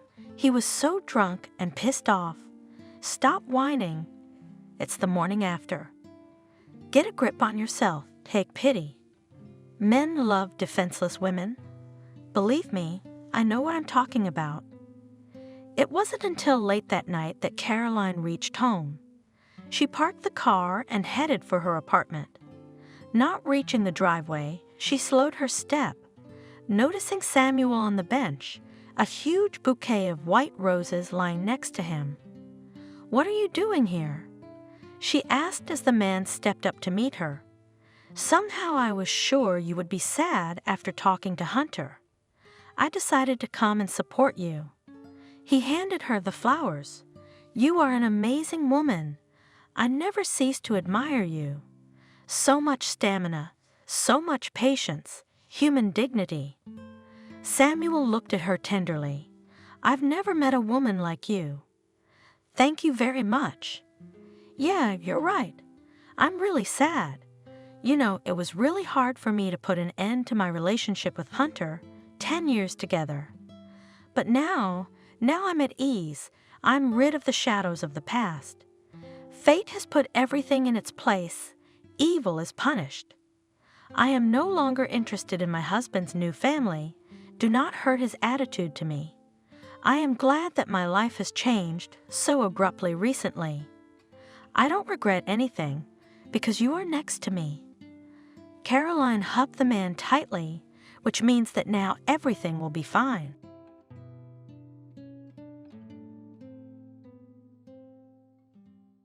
Hello, this is the Stories Beside channel. I release videos every day for you. Subscribe and click the bell. Miranda walked home excitedly. Today, she had to tell her parents that she wanted to marry a young man. The 19-year-old girl knew that her choice would not please her father and mother, as they wanted to see a wealthy spouse near their daughter. But Sebastian was not such a man. Miranda met Sebastian 6 months ago. She was walking along the seafront with a friend when two guys approached them. The young men offered to spend leisure time together. That evening, Miranda immediately refused. But here Buddy Kelly wanted to communicate with the guys, and eventually the acquaintance took place. Young people walked together for a long time. While telling funny stories from life, Miranda immediately liked one of the guys, whose name was Sebastian. The girl also noticed that she also sympathized with him. She saw the young man addressing her most often. After a while, Miranda looked at her watch and told the company that it was time for her to go home. The guys sighed sadly and tried to convince the girl that they could stay a little longer. However, Miranda was adamant and told her new friends and her friend, "I don't want to upset my parents. If I told them I would be there no later than 22 o'clock, I have to keep my word. But you can call your mom and explain the situation. Just say you want to hang out with cute guys for a while," Sebastian said with a smile at the same moment. Miranda looked at the guy, who was waiting for a response from her. The girl wouldn't mind doing it herself, but she didn't want to hear various questions about her new acquaintances from her parents later at home. So she spoke with a shift in her voice. "I will not change my decision. I'm going home, and you can continue chatting with Kelly. And I can also say that we can go for a walk the next day, but we just need to agree on a time." "That's not a bad idea," Sebastian exclaimed. "Then I'll walk you home, and my friend will walk your friend home." All agreed to this proposal, and then the young men split into pairs. Sebastian went to see Miranda off. On the way, he asked the girl about her hobby life, how she plans to arrange her fate in the future. Miranda told that she is the only daughter of her parents. Her father is engaged in entrepreneurship, and her mother works as an accountant in a bank. The girl also said that she is studying to be an economist and wants to follow her mom's footsteps. And at the end of her story, she added that she dreams to marry a good man with whom she will live all her life. Soon the couple approached the girl's house. They stopped near the entrance and were about to say goodbye, as she said with surprise that she told everything about herself, but she herself knows nothing about the new acquaintance. Sebastian smiled back and said, "You'll find out about me, but not today. We'll have an excuse to meet tomorrow and go out again. That's where I'll tell you all about me. By the way, I'll just ask you to leave your phone number. There may be a force majeure and I won't be able to make the meeting. In that case, I'll call you and warn you." The couple exchanged phone numbers and the girl ran home. All that evening, she thought about her new acquaintance and mentally imagined how they would meet again tomorrow. Miranda also wondered what kind of person Sebastian was. At first glance, the young man seemed like a decent guy. However, she had already heard of such suave and nice guys who were rarely with us scoundrels, and Slaga in her thoughts, and did not notice how the clock struck 0 o'clock, and Lisa's mother came to see her, who asked why her daughter was still awake. The girl immediately replied, "Mom, go lie down, and I'm going to lie down now. Good night." The next day came. Miranda had expected a call from her new acquaintance, but the phone was silent. The girl thought sadly that the guy had not kept his word. It means that we should not expect anything good from him, because he did not fulfill his promises. In the evening of the same day, Miranda was getting ready for bed when the phone rang. She looked at the number and noticed with delight that it was Sebastian. The girl picked up the phone and, holding back the happy notes, she said, "I hear you're angry. I can hear it in your voice, no offense. But I didn't have a chance. I came from work. I thought I would lie down for an hour, and then I'll call you. But I was tired and fell asleep. When I woke up, I called you right away. Let's reschedule our meeting for tomorrow. It's my day off. How would you like that? It's a deal. I hope that tomorrow you will not sleep all day like a bear in winter." With a smile, the interlocutor spoke back. The next day, the young people met. They wandered through the streets and talked about different topics, and at one point the girl turned to the guy, saying that he promised to tell her about himself. And so far, he hadn't done so. Sebastian smiled and asked, "What exactly would you like to know?" "I've told you everything about myself. I am waiting for it from you." The guy in response suggested the girl to go to a cozy cafe. As soon as the couple sat down at the table, and Sebastian ordered 2 coffees and a couple of pieces of cake. Only then began to talk. The young man told that he came from the village. He has a mother and a younger brother. His father abandoned the family a few years ago. And also the guy said that he is 24 years old and he works at the construction site as a laborer. In the city, he rents one room with a buddy. The girl listened attentively to the new acquaintance, and when he stopped talking, she asked how much the guy plans to live this way. Sebastian looked at the interlocutor in surprise and asked how in such a way. "Well, You will eventually fall in love and want to start a family. Will you take your wife to a rented room where your buddy also lives? Of course not. We'll have to live for that moment. Now, let's drink our coffee. It's getting cold. While I was telling you about me. After that date, Miranda began to see her boyfriend often. The girl realized more and more every day that she was attracted to this guy. She often thought about what would happen to their relationship in the future and worried that they might break up. The young people had been dating for 2 months. The girl's mother noticed that her daughter had changed recently. The woman tried to find out from Miranda what was going on with her. However, Miranda guffawed and said that spring brings her thoughts, and that is why she is often in prostration. Lisa was not satisfied with her daughter's answers, and the woman sternly said to the girl, "You're always making jokes and don't realize that your father and I are worried about you." "Mom, I promise that in the very near future, I'll tell you and Dad everything. Don't worry about it, but I'm actually doing really well." Miranda. She told her lover about this conversation. Sebastian calmly listened to the girl, then hugged her and quietly in her ear made her a marriage proposal. And Miranda, hearing these words, immediately enthusiastically responded with consent. After the proposal of the guy, the girl thought about the fact that now it is necessary to introduce the chosen one to her parents. She realized that Sebastian for her mom and dad will not be the best candidate for a spouse. And now the girl went home to warn her parents that she was going to get married. Soon Miranda was sitting in the hall and told her mother and father about meeting her lover. The girl did not hide from her relatives who the young man worked and that he was from the village. Miranda's mother, hearing the words of her daughter, was outraged and said, "Your boyfriend probably won't be able to string 2 words together in a conversation. Are you going to marry him? Come to your senses and don't embarrass your father and me." "Mom, is social status all you care about? What about feeling? I love this man. You imagined it. It's not love. A couple of months will pass, and then you will regret that you wanted to tie your life with this guy." The head of the family intervened in the dialogue between mother and daughter. The man turned to his wife Kelly. "Why did you immediately hawk our girl? Let's get acquainted with this young man initially, and then we will already draw conclusions." Miranda looked gratefully at her father, who stood up for her. And then the girl ran to her room to notify her favorite person that an acquaintance was about to take place.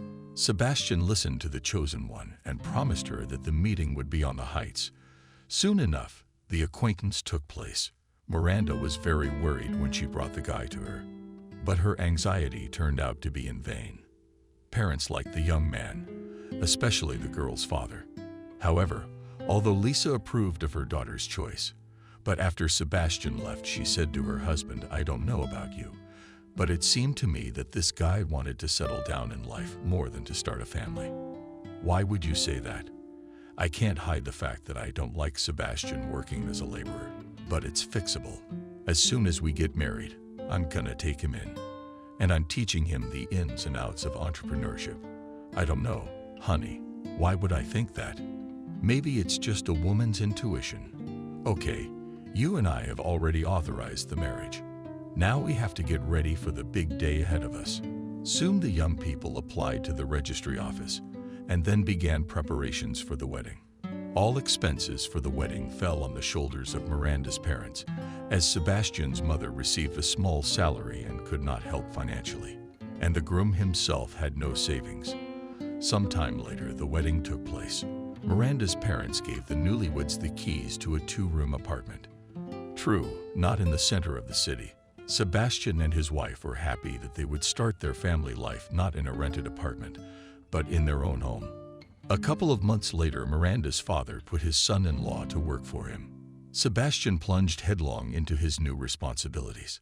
The young man was interested in learning the skills of running his own business. Sebastian hoped that in the future his father-in-law would give him his own business, and he informed his wife about it. Miranda smiled at her husband and said, "My dad has already hinted to me that as soon as you and I give them a grandchild, he will sign over his business to you." So what we will slowly start practicing, conceive a child from this day onwards with increased zeal. I don't want to rush into it as I want to graduate first and then become a mom. In the meantime, I'm gonna be on birth control. You're a strange wife. All women get married and want to be moms, but you want to get an education. I'd rather be weird, but I'd rather be loved by you. I hope so. Sebastian squinted his eyes and looked at her husband slyly. Sebastian laughed and nodded in agreement, and then began to shower the young woman's face with tender kisses. Several years passed. Miranda graduated from the institute and got a job at her mother's bank. The young woman wanted to live with her husband for another year for herself, and then they would think about children. And Miranda said to her husband, "Let's wait with the child for another year, so that I can gain experience at work." I don't agree with that. I made concessions to you when you wanted to get an education. Now, why don't you respect your husband? I'm sick of being your father's boss. I want to be my own boss so I don't have to listen to your daddy's instructions. All right. I'm not gonna cross you. I'm gonna stop taking birth control. I'll see what happens. A few months after that conversation, Miranda found out she was pregnant. She realized this because she was constantly embarrassed, and the young woman felt weak. Miranda went to the antenatal clinic, where the doctor congratulated her on the fact that soon she will become a mommy. Miranda immediately informed her husband about it, who enthusiastically accepted the news, and after the first emotions of soon becoming a father, asked her husband if she had told her parents. The girl responded to her husband's words, "Are you the first to know about it? The parents should come the other day. That's when we will tell." Soon Kelly and her husband already knew about the pregnancy of their daughter. The parents of the girl were unspeakably happy that they will soon become grandparents. Miranda's father, as he learned the news, then told his son-in-law that, as promised, he would soon rewrite his business to him. Time was running out. The first 3 places of pregnancy, Miranda went well, but the second 3 places there were complications. The young woman spent almost the entire time in the hospital. Miranda was very worried about the baby's condition and prayed to the Almighty that the child would be born healthy. Miranda was born before the due date. The young woman had to stay in the hospital for some more time after the birth in order for her daughter to gain weight. Miranda was okay with how much time she had to spend in the hospital bed just for the baby girl to get stronger. Soon the young woman was discharged from the maternity hospital, and she came home. The spouse prepared for this event. Sebastian equipped the second room as a nursery. While Miranda was in the hospital, the girl was happy that the chosen one was so responsible for the birth of a daughter, who was named Cindy. A month passed, as the young couple had a daughter, Miranda, with pleasure immersed in the role of mom. The young woman tried to manage everything, while her husband was at work. She was engaged in household chores when the daughter was sleeping, and when the baby awake, all the attention was given to her. At the same time, she did not forget about her husband, and another month flew by, and her husband came from work in a bad mood. And Clara immediately noticed it and wondered what happened.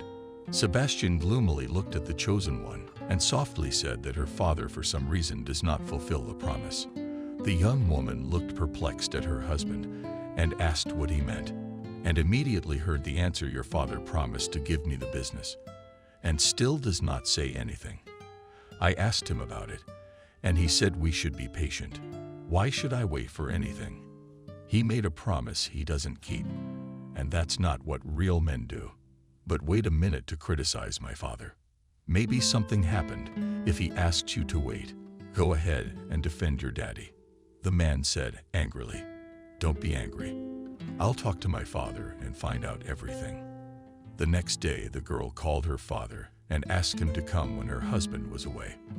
The father was surprised by his daughter's request, but fulfilled Miranda's wish, and soon a conversation took place between David and his daughter.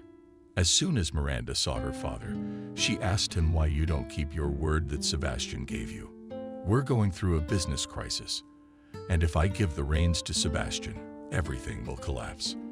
I've explained this to him many times and told him to wait a year until things get better, but I understand that Sebastian has decided to go through you. I didn't expect that from him.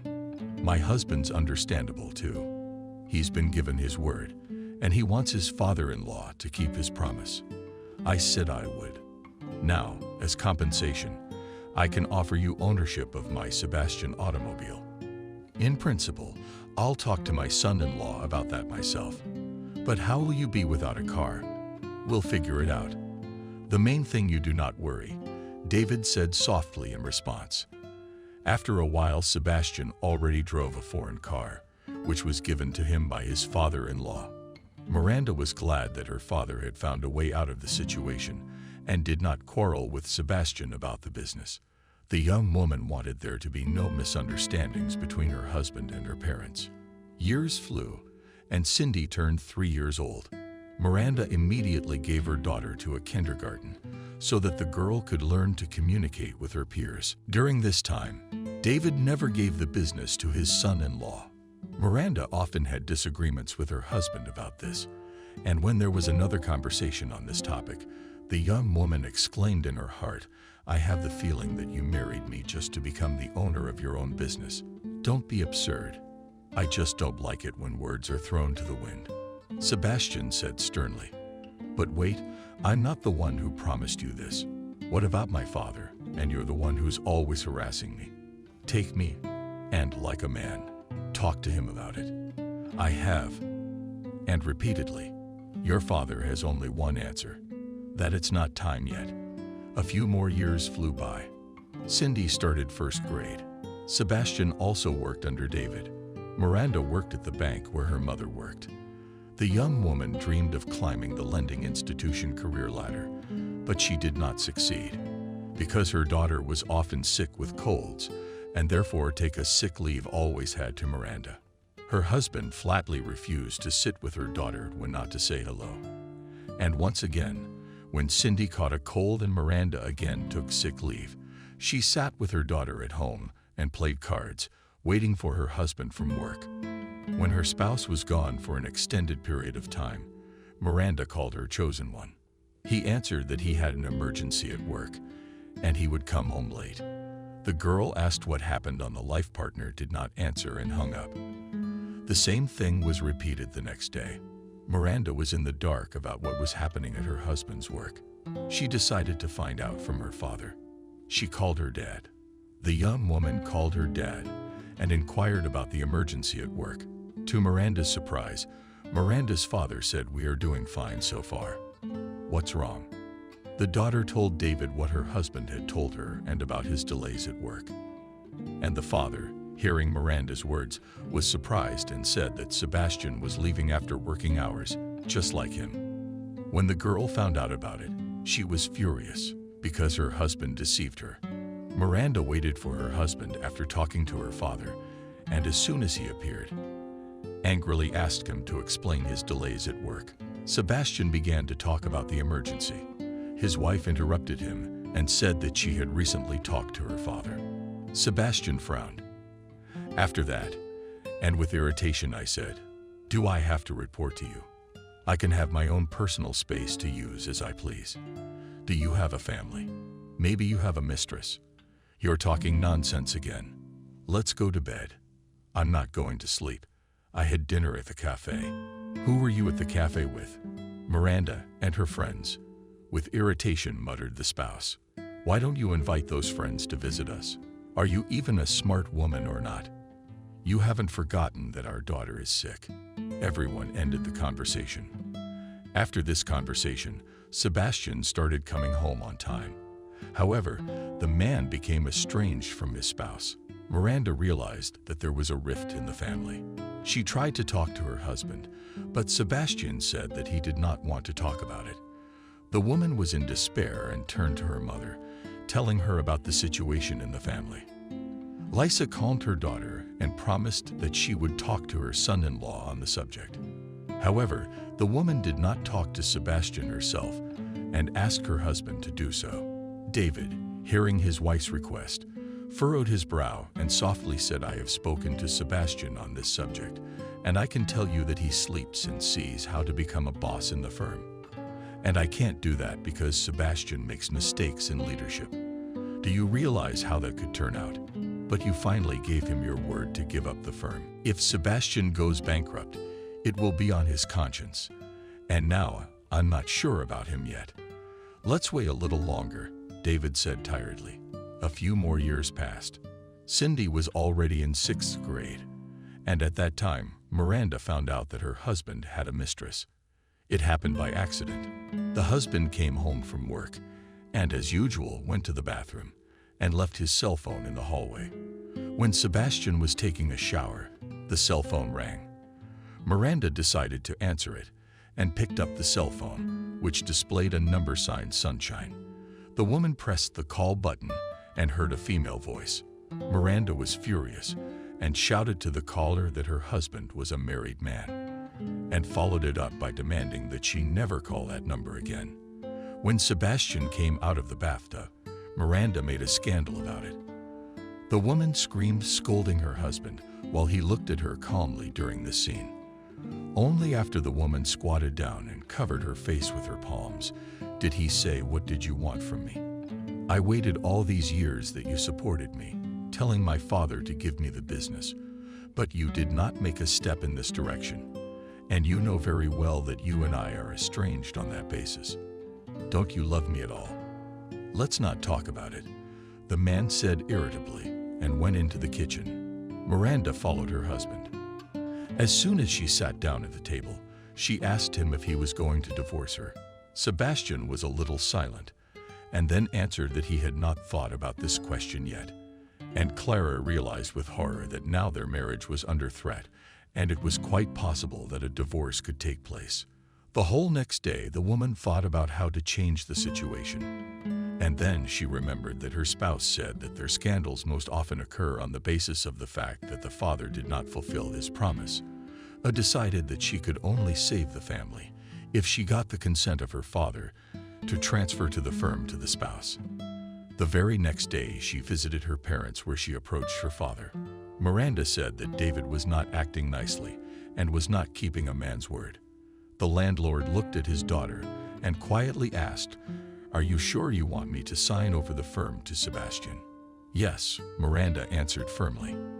"And if I tell you that he has a woman on the side, you will also ask me to give the firm to your lover. I know about the mistress, and I ask you to keep your promise, please," said the daughter sadly, and tears rolled down her eyes. And after a while, Sebastian became the owner of the company. David stopped working and gave the reins to his son-in-law. Miranda rejoiced and hoped that her life would return to its usual course and her husband would stop going to the left. The woman's dreams came true.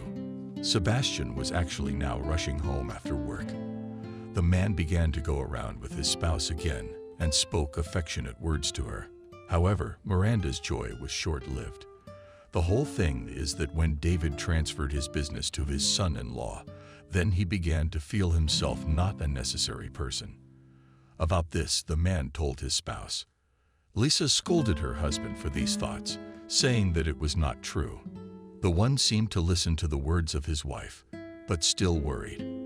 And in connection with this, he had a heart attack. The man lived after that for 3 days and then passed away. After the funeral, David Miranda felt a kind of guilt before his father. It was she who insisted that her father rewrote the company to Sebastian, and she shared her thoughts with her husband, who gently embraced her and said, "You shouldn't beat yourself up over your daddy's passing. David, apparently, it was written on the fate to live so much, and you are not to blame. But my mom said that after my dad stopped going to work, he just kind of slumped overnight. I didn't kick my father-in-law out of the firm. He could have kept working there. Let's not talk about sad things. Put those thoughts out of your mind. Anyway, you promised me a royal dinner tonight, and I'm looking forward to it. Go on, get in the kitchen and set the table. Especially now Cindy should be coming in from her walk." The wife responded by kissing her husband gently on the lips and followed him into the kitchen. The woman took out from the oven a fragrant duck that was stuffed with apples. Miranda put the tray on the table, and at that moment, the doorbell rang. The landlady hummed unhappily. thought her daughter had forgotten her house keys again. The woman went to the door and pulled it open and saw her daughter's friends on the doorstep, who were in tears. Miranda felt a chilling coldness clutching her heart and quietly asked what happened. The guys began to tell each other that they went for a walk, and Cindy suggested that everyone jump from the roofs of the garages into the snowdrifts. Everyone took the girl's suggestion enthusiastically, and soon they were standing on the roof. The first to jump was Cindy. She did a flip in the air and fell into a snowdrift. Then came the girl's desperate scream. As it turned out later, Cindy fell on the Iron Dome, which was not visible in the snowdrift. The impact came just above her chest. Miranda, hearing the children's story, screamed desperately at the cry, came running to the husband, who had not yet heard what his daughter's friends were saying. Sebastian grabbed his spouse by the shoulders and began to shake her, but she only screamed. "Our girl is in trouble." The head of the family turned to the guys and asked them to tell them in a nutshell what had happened. When Sebastian found out about the accident, he ordered his wife to get dressed immediately, said that they were now on their way to the hospital where they would find out everything about their daughter's condition. A short time later, the couple was already in the emergency room where Cindy was hospitalized. Miranda was sitting on the couch and sobbing convulsively. Sebastian, on the other hand, was pacing nervously in the hospital corridor. He was waiting for the doctor who was currently stitching up the girl's wound. It took a little over an hour before the doctor came down to see Cindy's parents. The medic approached the couple and informed them that the girl was fine, and she was now sleeping. The man also added that it would be possible to visit her tomorrow, and now it is better not to disturb the child. Miranda wanted to object to the doctor, but he looked strictly at the visitor and firmly said, "If you want your girl to be well, I ask you not to contradict me, but to fulfill my request." Sebastian answered the doctor with a nod. Afterwards, he hugged his wife and explained that they should listen to the doctor. The woman buried her face in her husband's chest and cried harder. Then the doctor called a nurse and asked the girl to bring a sedative. All that night, Miranda did not sleep. She thought about how her baby was in the hospital without her. The woman wished that morning would come sooner. She couldn't wait to hug her daughter and say both words. In the morning, the couple was on their way to the hospital. On the way, they bought tangerines, apples, bananas, as well as various sweets. Mother and father wanted to please their daughter with something. And now Sebastian and his wife are in the room of Cindy, who is lying on the bed under the drip. Miranda gently strokes her daughter's cheek and tries to hold back her tears. The girl sees that her mother is very worried about her, as well as her father. Cindy feels her guilt in front of her parents, and so she utters, "You will forgive me. I was the one who initiated those jumps." "Don't apologize, daughter. Just promise me and Daddy that you won't do such reckless acts again," affectionately said the mother. "I give my word, my favorite Mommy and Daddy. You know, I'll be a midshipman forever. That's what the doctor told me." "How do you understand that?" Miranda asked, perplexed. And then, instead of Cindy, Zhenya had not yet answered a man's voice. It entered the doctor, who heard the girl's last words. The doctor informed that Cindy will have a scar in the area of her chest. And then the medic approached the child and cheerfully said, "Sometimes scars adorn not only the man, but also the fairer sex. But I already told you that." Cindy stayed in the hospital for about 2 weeks. During this time, she was visited not only by her parents, but also by her grandmother and friends with whom she was on the roof of the garages. The girl was eagerly awaiting discharge, and when that day came, she went up to the attending physician and uttered, "I'm going to keep this scar as a symbol of my unconscious act. Do you think that's the right thing to do?" The man in the white coat smiled at the girl's words and then quietly said that it was up to her to decide. And then, added Cindy, that in her life never again appear scars on her body, as well as scars on her soul, and wished the patient all the best. Time was running out. Next thing you know, Cindy was already finishing 7th grade as her grandmother became ill. Miranda realized that Lisa needed care and suggested that her husband hire a nurse. Sebastian refused this to his wife, arguing that she herself can take care of her mother. And with bewilderment said, "But I cannot be a mistress for two houses, especially my mother lives in the center. There is another option. Let your mother sell the cottage, which she is no longer very necessary, and give the money to me. I'll use the money for business, and we'll have extra income to spend on Lisa's care." Do you have any idea what you're talking about? It's Mom's summer house, and it's up to her to decide what to do with the property. And even if she agrees to it, it takes time to sell it, just like your side business. And for your information, do you need care now? How's that? You know, I've got two options for you, and it's up to you to decide which one you want. Miranda decided to talk to her mom about it. However, Lisa, when she heard what her son-in-law advised, became angry and said that Sebastian was burying her alive. Offering to sell the cottage, the elderly woman told her daughter that a property outside the city would be like a lifeline if times got tough. Lisa added to Miranda that she would always be able to sell the cottage, but now was not the right time to do it. And Clara spent several days thinking how she could get out of the situation.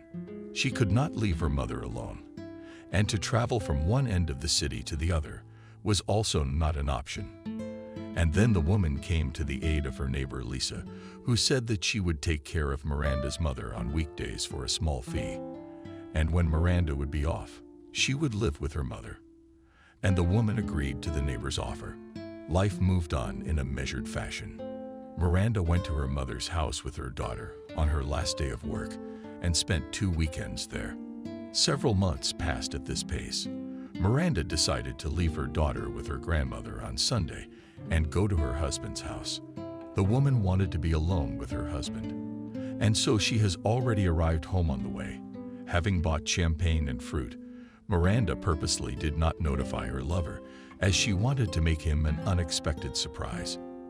The woman quietly opened the front door and froze in the hallway as she heard the laughter of a stranger. Miranda understood the situation immediately and immediately went into the hall, where she saw it in the semi-nude form of her husband, who held in his arms Blonde. The landlady screamed Sebastian, not expecting the arrival of his wife. With amazement looked at her and asked what she was doing here on this day. After all, she should be at her mother's. Miranda was furious at her husband's question and spoke hysterically. "Have you forgotten that this is my apartment? How could you? Bringing all sorts of fallen women into our abode. So I understand that you have no money to take care of my mother. And to provide for your mistresses, you always have the money in your pocket." With those words, Miranda rushed to the chair where the stranger's belongings lay. The woman grabbed the clothes, threw them in the blonde's direction, and loudly commanded her to get dressed and get out of here immediately. "And I don't want to see your foot here ever again. If you listen, you'll be sorry. You're not in charge here, darling," calmly said immediately husband, and immediately added, "This is also my apartment. And do not offend my swallow, as I'm going to live with her, not with you. And it's a matter already settled." And with these words, the man got up and began to dress casually. Miranda looked at her husband and could not believe that the man she loved had betrayed her once again. She watched as the lover helped the stranger to dress. After that, the couple left the apartment. The mistress, after the departure of her husband, and his mistress sat in a daze for some time. She could not even understand what she should do at the moment. And then the woman, as if came out of a stupor, desperately angry with tears. She realized that from that moment on, she no longer had a spouse.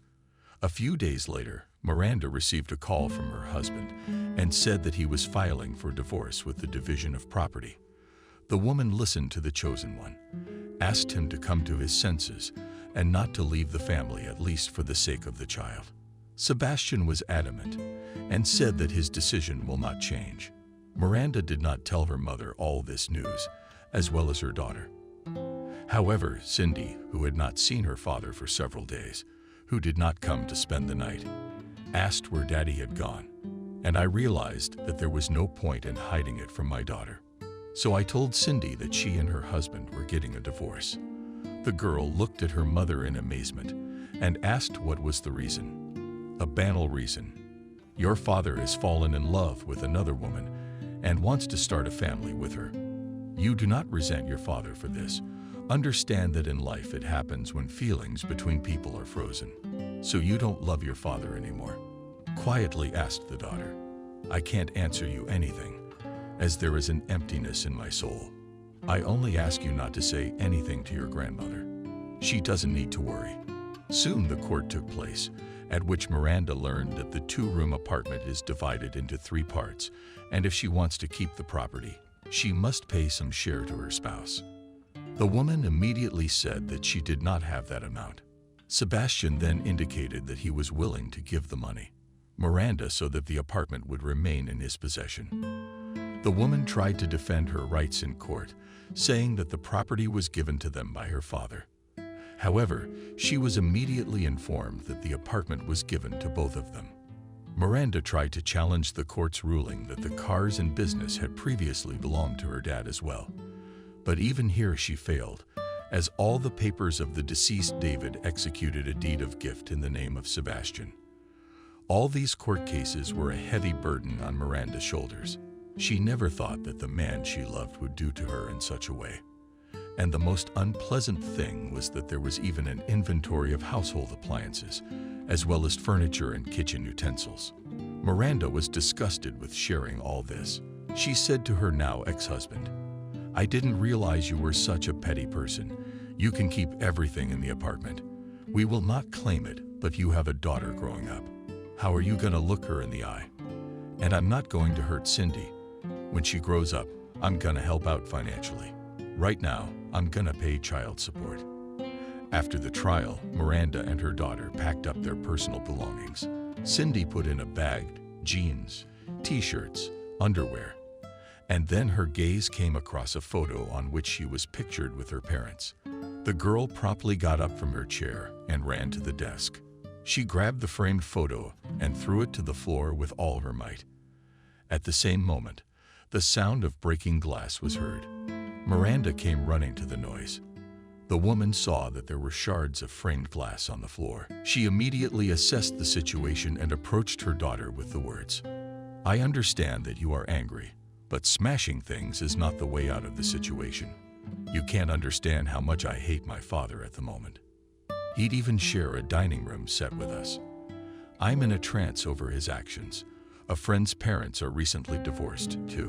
Her dad just took his stuff, and that's it. And my dad started sharing everything.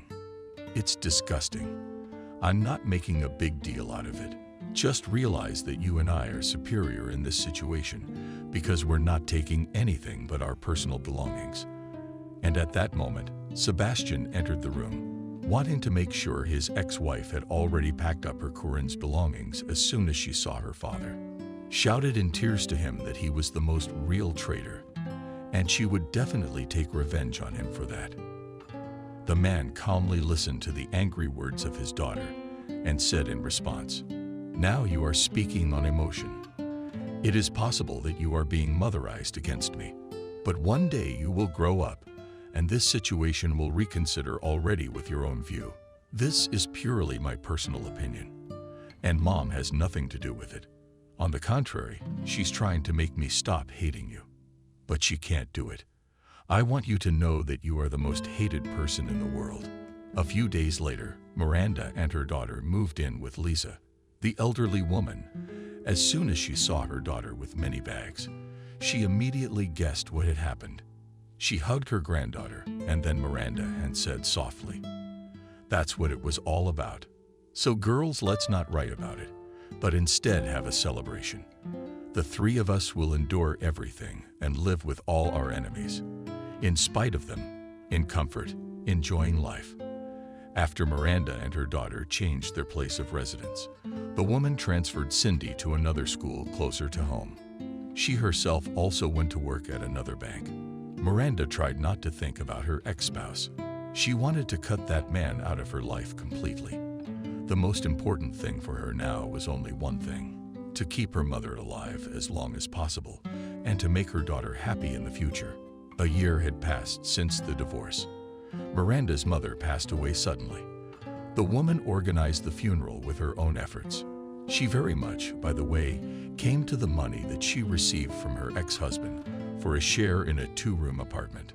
Miranda buried her mother next to her father, and after a while installed black marble monuments on the graves.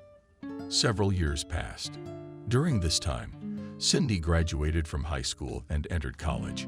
The girl decided not to change family traditions and become like her mother and grandmother, an accountant. During these years, Miranda's ex-husband never once visited his daughter, although he faithfully paid alimony.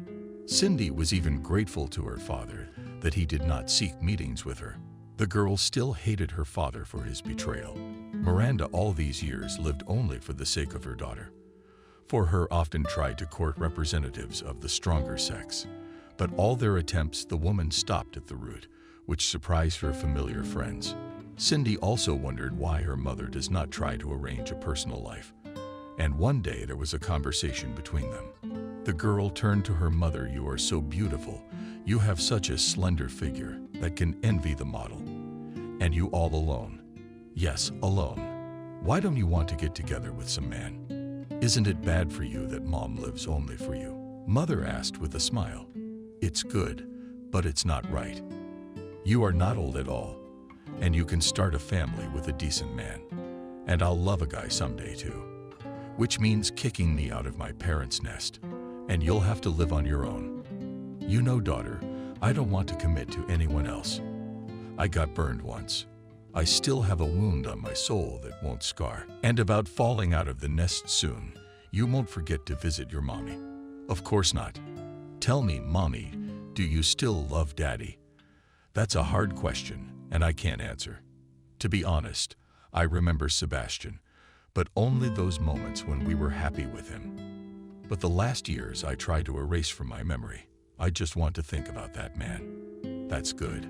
Probably the folk saying is true that you will love, love, and Goat edifyingly said, "And the daughter." "You, my folk philosopher," laughing, said the mother and immediately added, "Go, let's wash up, and we'll have dinner.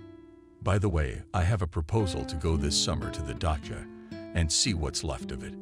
We haven't been there for 2 years. What do you think?" "Sounds like fun, but we have to live to see the summer." Some time passed, summer came, and Miranda took a vacation, and soon mother and daughter were already riding on the train out of town, and Miranda was talking to Cindy, and she herself watched how opposite, a young man cast admiring glances at her daughter. The woman involuntarily looked at Cindy and mentally thought what a beautiful daughter she had. Soon Cindy and her mother were standing outside the cottage. Miranda looked sorrowfully, and her mood had fallen. Cindy noticed this and asked why her mother had fallen asleep. The woman pointed her hand in the direction of the cottage and answered that it was no longer a cottage, but a den for homeless vagrants. Miranda approached the fence and only wanted to open the wicket as it creaked out onto the ground. The woman turned to her daughter and sighed brokenly. Cindy jumped up to her mother, hugged her, and said, "Maybe we'll rent this house, but not for a fee, but for people to repair this shanty. Who would need this junk to live in it? Your grandfather used to fix this place up when he was alive. How long has he been alive? He's gone. I think we should sell this so-called house and put the money in an account. We'll need the money in the future. Maybe you're right. I told you to find a decent man and start a family, and you're always against it. And now if I had a husband with me, we'd renovate this place. This place needs a man's hands to fix it up. In fact, it seems to me that this hovel should be torn down and a new hut built." "Again you start sermons about matchmaking," said in response mother, jokingly threatened with her fist, and immediately followed by adding, "We will sell, at least for a place of money to learn." Miranda managed to sell the dacha only by the end of the summer. The woman received little money, as she had absolutely no skill, profitable to paint the merits of the plot. But Miranda was happy, and this money, which she immediately put on a bank card. Time moved on imperceptibly. And now Cindy was graduating from college. The girl dreamed of getting a job as soon as possible. Moreover, her mother agreed with the management of the bank, where she herself worked, so that Cindy was taken to the credit institution. Cindy worked under her mother's supervision. Before graduating from college, there were only a few days left, and the girl was returning home after studying. She was passing near the cafe when she smelled the aroma of fresh, overbrewed coffee. Cindy could not resist the temptation and looked into the cafe. The girl knew very well that this establishment was not a cheap one, but the aroma was too tempting. Cindy sat down at a table, and a waiter came to her at once. A young guy handed her a menu, but the girl gestured that she only wanted a cup of coffee. The waiter nodded with a displeased look and moved away from the table. The girl had to wait just a couple of minutes as a young man in a uniform already placed in front of her a clay miniature cup with a flavorful drink. Cindy thanked the waiter, and when he stepped away, she looked around. There were few people in the cafe, and they were mostly young people sitting in pairs. The girl at this moment thought how romantic it would be to sit here with a young man and talk peacefully to the sound of a melody. And only Cindy took the cup of coffee with 2 fingers by the handle, as behind herself she heard a man's voice, which was clearly addressing her. The girl looked back unhappily. She did not want at the moment to be interrupted from savoring the aromatic drink. And when Cindy turned around, she saw a status tall guy in front of her, who, smiling amiably, said, "Can I break your loneliness? Especially since I always take this table. It is not written here that this is your place."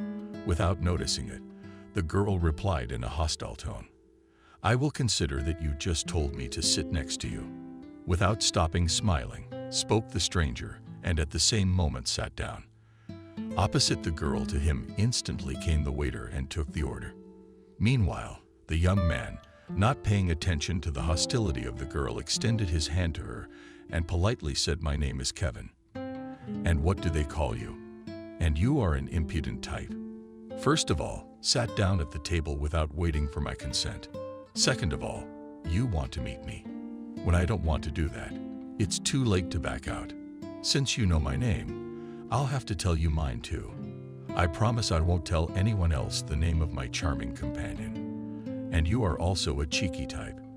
With a laugh said the girl, and immediately continued, "All right, you've persuaded though, or rather, imposed your communication. My name is Cindy." After that, the young people casually chatted. For some time, Kevin tried to maintain an easy conversation. The girl was well aware that the guy knows how to make the interlocutor feel at ease. This fact impressed Cindy, but at the same time a little deterred her. She feared that in this way the guy would become an obsessive beau. But this did not happen. After an hour spent talking in the cafe, the young man offered to exchange phone numbers and apologize that he could not walk the girl home. He explained that at the moment he had urgent business to attend to.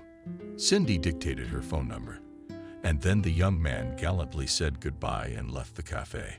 The girl only had time to notice that the guy got into a beautiful foreign car, and the car soon moved. After the acquaintance, several days passed. Cindy kept waiting for a call from Bone. The girl, involuntarily for herself, often thought about the new acquaintance, and it began to annoy her. She tried to push away the thoughts of the guy, but she failed. When a week passed after a fleeting meeting, Cindy did not hope that the young man would make himself known. But it happened when the girl sat at home and read a lecture.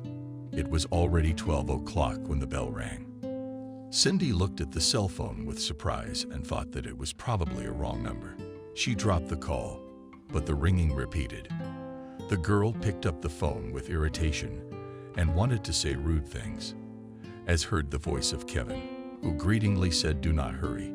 Still prickly, especially found time to call, that he wanted to hear your voice and meet tomorrow in the same cafe, but only a little later.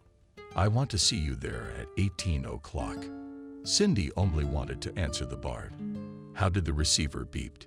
The girl was angry that she was not allowed to finish and decided to call herself to tell Kevin that this is not how real men behave. She dialed the guy, but the man dropped the call. The girl made several more attempts, but the result was the same. Cindy didn't make any more calls. She lay on the bed and thought about the young man, as a few minutes later came a text message from Bone, which said, "I know, pissed off, but this way you will definitely come to the cafe." Cindy, after reading the message, laughed merrily and thought, how enterprising is this guy? And only after that the girl turned on her side and soon fell asleep. In the morning, she was awakened by her mom, who was interested. Asked who had called Cindy that night, the girl was embarrassed by her mother's question and lied, saying it was a wrong number. At the appointed hour, Cindy arrived at the cafe, where she saw Kevin at the table. He was sitting and looking at a newspaper. The girl came up and said sternly that she wanted such late calls to be no more. The young man looked at the girl's stern face and, trying to hold back laughter, promised that such a thing would not happen again. And then the guy offered Cindy to sit down and order, but she only asked for a cup of coffee. The young people talked for a long time. Kevin asked the interlocutor to tell about herself. The girl did not resist and briefly told about herself, and then asked the man to do the same. Kevin said that he was graduating from a foreign language university and was 25 years old. After this meeting, Kevin began to call Cindy frequently. They met rarely, as the young man kept saying that he had urgent matters to attend to. Cindy was often annoyed by this fact, and when a month passed from their acquaintance, she directly asked the guy what kind of business he had that required such a hurry. The guy smiled in response and replied that the time would come, and she would find out. Cindy decided that she would not pressure the young man and would wait for the moment when he himself wanted to tell everything. The girl's mother noticed that her daughter has been behaving in a very mysterious way lately. When Cindy is called, she tries to howl in the stairwell or tightly closes the door to her room. And this never used to happen before, and it also seemed strange to Miranda that her daughter, if she goes out in the evenings, she does not call her friends beforehand. So the woman decided to call Cindy for a frank conversation. She said, "Is it just me, or is it? Are you really in love? Why would you think that? When I fell in love, I acted that way. I became secretive. How are you now?" The woman said with a smile, "I've got a young man, but it's just a simple conversation that doesn't involve anything. I can't tell you more than that." After this conversation, a week passed and Cindy met Kevin. They were driving around town and chatting merrily as always. Just then a young man pulled into a small prologue and slowed down. The girl looked at Kostya with surprise, and he confessed his feelings to her in full earnest. Cindy was amazed at the words of the guy and asked softly, "What is this?" "A marriage proposal. It's not quite right, but it's almost right. You don't have to tell me. You probably have urgent matters again that prevent you from speaking in no riddles. Don't be angry. Just give me some time, and I'll explain everything to you." A week passed after that conversation. The girl was already planning to get a job at her mother's place, and before going out to work at the bank, she decided to update her closet. Cindy told her mom about her idea, and she gladly supported it. Miranda gave her daughter the money and wished her a good shopping trip. Cindy wanted to buy herself a white strict blouse and a pencil skirt. The girl went to the city center to an expensive boutique. She looked at the blouses for a long time and stopped on two, which were completely different in style. Cindy was already approaching, for example, in the booth, as she noticed a familiar figure. It was Kevin, and next to him stood a spectacular brunette who was twirling near the mirror and enthusiastically told the man a fancy suit. "Thank you, honey. This will be my present from you for our 3 years of marriage." Cindy at that moment could not believe her ears, that the brunette had said that. The girl moved closer to the couple, and at the same moment she saw that Bone had a wedding ring on her right ring finger. Cindy felt a bad though, and by an effort of will she forced herself to restrain a cry of disappointment. And at the same second the young man turned around, who realized everything from the girl's face. Cindy with one lip said to the guy only one word, "I hate," And after that, she gave the blouses to the saleswoman, who did not even have time to try them on. Cindy ran outside and got into a cab, giving her address. She flew home and locked herself in her room. Miranda was puzzled as to what had befallen her daughter. She heard Cindy crying and asked her to open the door to talk to her. Meanwhile, Cindy's cell phone rang incessantly, but she did not answer it. Only after some time, the girl came out of her room and headed for the bathroom. But Miranda stopped her and hugged her gently, and then offered to go to the kitchen to drink tea.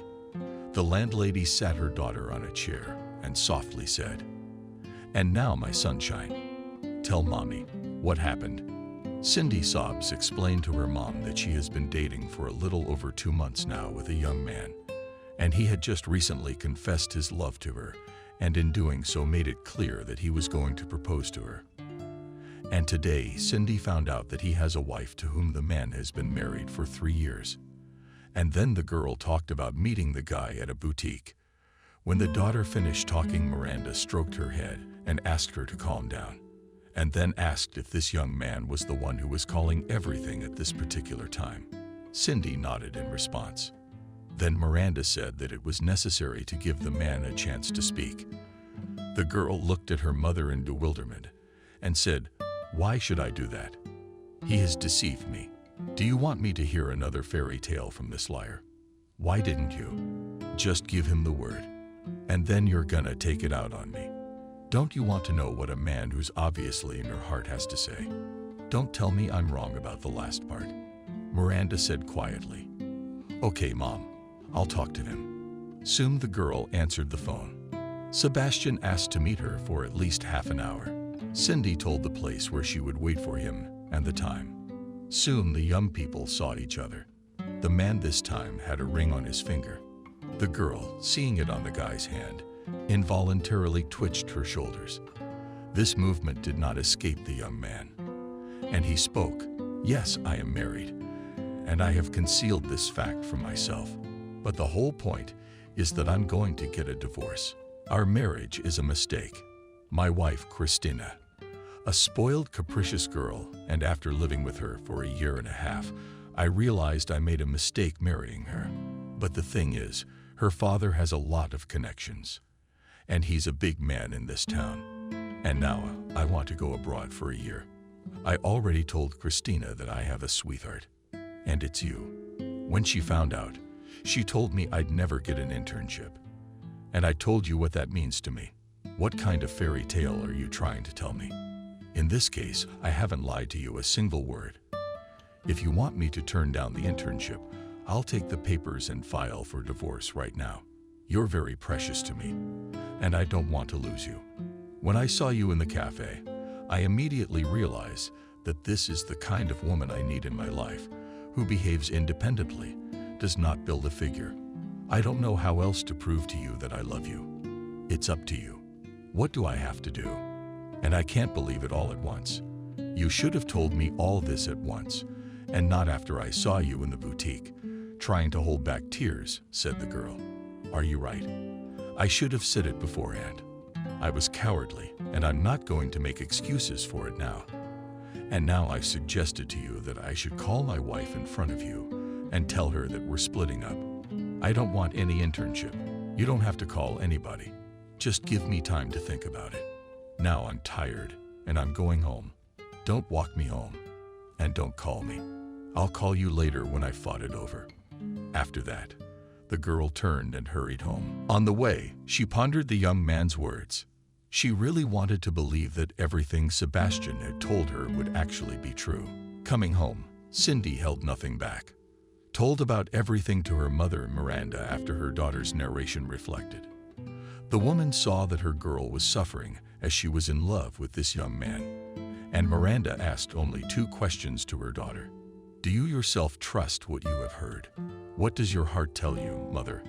I love him, and I've seen him speak his heart with sincerity. But for some reason, my mind resists it. I don't know what to do. What would you do in my situation? I trust a woman's intuition, and I trust my heart. But you take my advice, don't take it into account. I don't want you to think it's my fault. But if you want, I can meet Sebastian and talk to him. But I don't think I can tell from the first meeting what kind of man he really is. Don't, Mommy. You've done a good job of helping me now," the daughter said gratefully and hugged her mother tenderly. Cindy thought about it for a few days.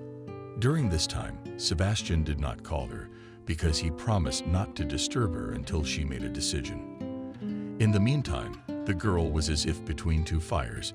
She did not know what to do in this situation. After all, on the one hand, she wanted to be with this man always, as she loved the man with all her heart.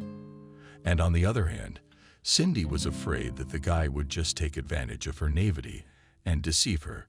And yet the girl made a decision. Her feelings for Sebastian won, and she risked to trust this man. Now Cindy only had to decide what to do. Choose the option that the guy went to an internship or right now announce to his wife that he takes a divorce and at the same time forget about abroad. The girl knew how important this internship was for Sebastian and realized that if they suggest to her lover to tell his wife about the divorce, then later she herself will regret that she acted in such a way. And soon Cindy called the chosen one and scheduled a meeting. As soon as the young people met, the girl told the guy about her decision and immediately added that if he started a double game, it will all return to him 100-fold in the future.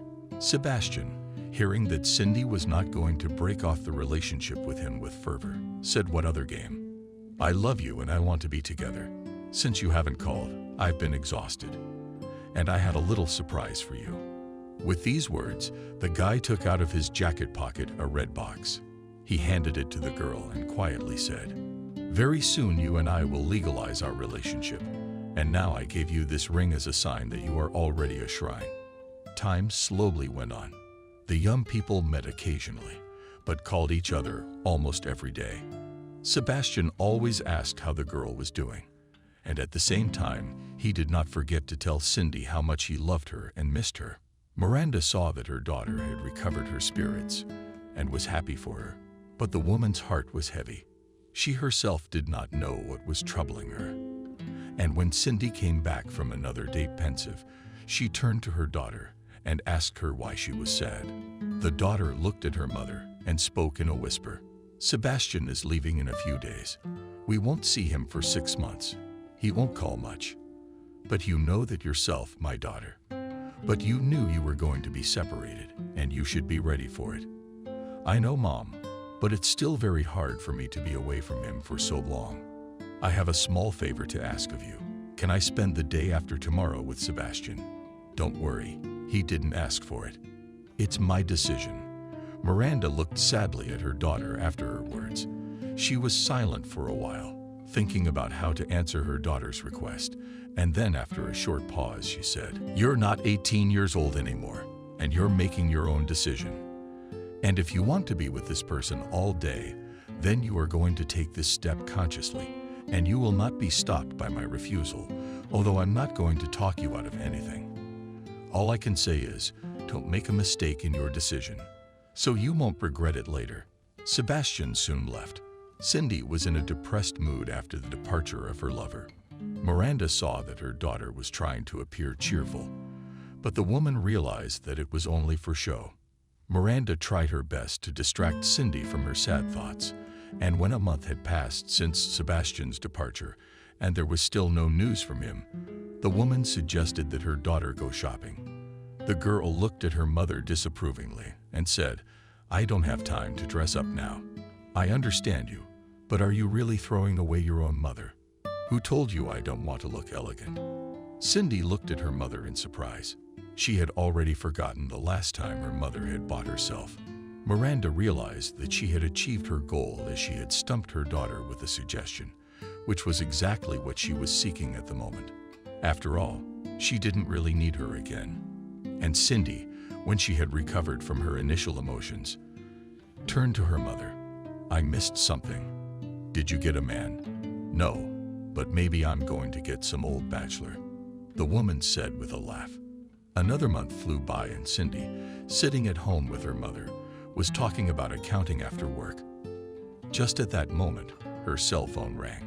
The girl jumped up as Miranda had already and ran to grab the phone. And soon Miranda heard her daughter happily talking on the cell phone. The landlady immediately guessed that Sebastian had called. And in fact, a few minutes later, a happy Cindy came in and said that her lover had called. Several months passed. During this time, Sebastian called and sent text messages several times. And soon the young man said that he would come home for a week to celebrate the new year. Cindy was thrilled with the news. Miranda saw how her daughter was happy about the event, but it seemed to her that the girl was celebrating prematurely. And so a few days before the arrival of the young man, Cindy said, "And I am glad that your chosen one is coming soon. But don't get too excited, because he will probably spend New Year's Eve not with you, but with his wife. You know how to ruin the mood, Mom. When Sebastian arrives, we'll find out." "On the C and the eyebrows," replied the daughter. The long-awaited day came. Sebastian arrived. The young man, already a couple of hours after his arrival, called Cindy. Cindy happily promised that she would try to get off work early. Miranda looked at her daughter and realized how much Cindy was looking forward to seeing her boyfriend. The woman approached her daughter and said that she was free for the day.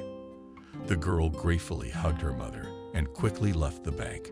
Miranda let her daughter go and wished her happiness mentally. Soon the woman came home. Then Cindy called and said that she would not come to spend the night. This news did not surprise the landlady, as she assumed that this would happen. After all, her daughter had been so much time apart from her favorite person. The next day was Saturday. Miranda woke up and, as usual, looked into Cindy's room, who was not there. The woman looked at the empty bed in bewilderment and immediately slapped herself on the forehead. Miranda had forgotten that this night the daughter was in the company of Sebastian. The landlady then headed to the kitchen to make herself breakfast, and then her cell phone rang. The woman picked up the phone and heard the happy voice of her daughter, Mamulia. "Hi, we'll be there soon, wait for us. But I didn't cook anything." "You couldn't have warned me from the evening," the mother said confusedly. "You don't have to cook anything. We'll bring everything with us." And within a couple hours, Miranda was already meeting her daughter with her young man, who was holding a bouquet of flowers. Sebastian smiled and handed the flowers to the woman. Miranda thanked the man and invited him into the hall, where a table was already set up with a spread of sausage and cheese and several vases of homemade straws. In a few minutes, everyone was already seated at the table. Cindy was merrily counting the many interesting things Sebastian had told her about being abroad. Miranda listened to her daughter and looked furtively at her guest. The woman noted that the young man was handsome and behaved correctly. The landlady liked this fact. Meanwhile, Cindy kept talking and talking, and then she was politely interrupted by Sebastian. "Darling, have you forgotten that we brought sushi with us? Maybe we should put them on the table." The girl splashed her hands after the guy's words and went to the hallway, where the grocery bag had been left. Meanwhile, Sebastian turned to the landlady. He said, "You are interested in a lot of things, and I understand that. You can ask me anything you want. I have nothing to hide. Young man, all I care about is the fate of my daughter. Tell me you'll never give her up." "No, she's dear to me. And about New Year's Eve, I'm going to celebrate it with you, if you don't mind." "I will be grateful to you for this," with a smile replied the woman, who did not expect these words from her daughter's lover. Yes, it went by very quickly, and Sebastian went abroad again. But now that Miranda got to know the guy, she felt at ease. She believed that the young man treated her daughter sincerely. 2 weeks had passed. After Sebastian left, Cindy was returning home with her mother. They were walking, discussing working moments, as the girl's phone rang. Cindy happily pulled out her cell phone, as she thought it was her chosen one calling. But she was mistaken. The girl saw an unknown number. She answered and heard an unfamiliar female voice that said, "I can hear Cindy. Yes, you are speaking to me. We need to meet. It's about Sebastian." The stranger spoke quickly and then dictated where to come and what time. Cindy wanted to ask a couple of questions, but the connection on the other end was already disconnected. The girl shrugged her shoulders in bewilderment. Her mother, seeing her daughter's amazement, asked who had called. Cindy said that it was a wrong number. After a while, the girl told Miranda that she had to go out on business. Cindy was puzzled by this call from a stranger, but she did not want to bother her mother for nothing. So she hid from her that she was going to a meeting. The girl hailed a cab and gave the driver the address to go to. The chauffeur looked at the girl with surprise and asked her if she was sure she had to take her there. Cindy answered in the affirmative, and in half an hour the girl was there. She let go of the car and looked around. It was an abandoned construction site. Cindy was surprised that the meeting was scheduled in such a place. Just then the girl saw a foreign car pull up and a brunette woman get out of it. Cindy immediately recognized the young woman. It was Sebastian's wife. Christina leisurely approached the girl and looked at her with disdain. Cindy endured the gaze and coldly inquired as to why this meeting was necessary. Christina grinned, and then she muttered stiffly that she wanted Cindy out of her husband's life forever, and then added, "You better not confront me. My father is a lieutenant colonel, and he has the power to do a lot of bad things to those who obey me. Listen, Christina, don't scare me. Sebastian, you're not loved and you know it. Why would you cut off pieces of love when you know your husband's heart belongs to someone else? If I were you, I'd just give him a divorce. As soon as he gets back from his internship, although your desire for a divorce doesn't really matter anymore. That's because Sebastian has already decided he's not going to live with you. How did you find me, by the way? Finding you wasn't a problem. I knew my husband had a woman on the side. He has them a lot. It's just his personality. So don't be fooled into thinking you're his one and only. He'll play with you and leave you, like he's done with everyone before. If your husband's such a womanizer, then why did you call me here? You said yourself that Sebastian will play with you and dump you, but you don't have to answer that. I'll speak for you. You just realized that Sebastian really loves me and wants to be with me. But you didn't answer my question about how you found me on your husband's phone. I found your number. I take it there's no way to work things out with you. No, then you're gonna regret it, Christina said angrily. And what will you do to me? Cindy said mockingly. How about this? And with these words, the brunette opened her purse, from where she took out a small vial and with a quick movement, spilled the contents of the bottle on the face of her interlocutor. Cindy screamed and covered her face with her hands. Meanwhile, Christina Evil smirked and spoke. My husband likes beautiful girls, and your face is not as beautiful as it used to be. And don't you dare go to the police. I already told you who my father is. If you don't take my advice, you'll end up in the dock yourself. Now goodbye, girl. Cindy didn't see Christina leave. The girl fell to the ground and screamed loudly in unbearable pain. And then she lost consciousness. Cindy woke up only a few days later in the intensive care unit. The girl wanted to raise her head, but she was pierced by a terrible pain and moaned. Cindy tried to open her eyes, but she failed. At the same moment, a nurse came up to her and mouthed, "Awake. That's wonderful. I'll get the doctor now, and you'll talk to him." Soon the doctor came over, who asked the girl a few questions and then informed her that she would be moved to a room. Before leaving, the man added that Cindy was waiting to talk to the investigator. The girl responded by asking how she had ended up in the hospital.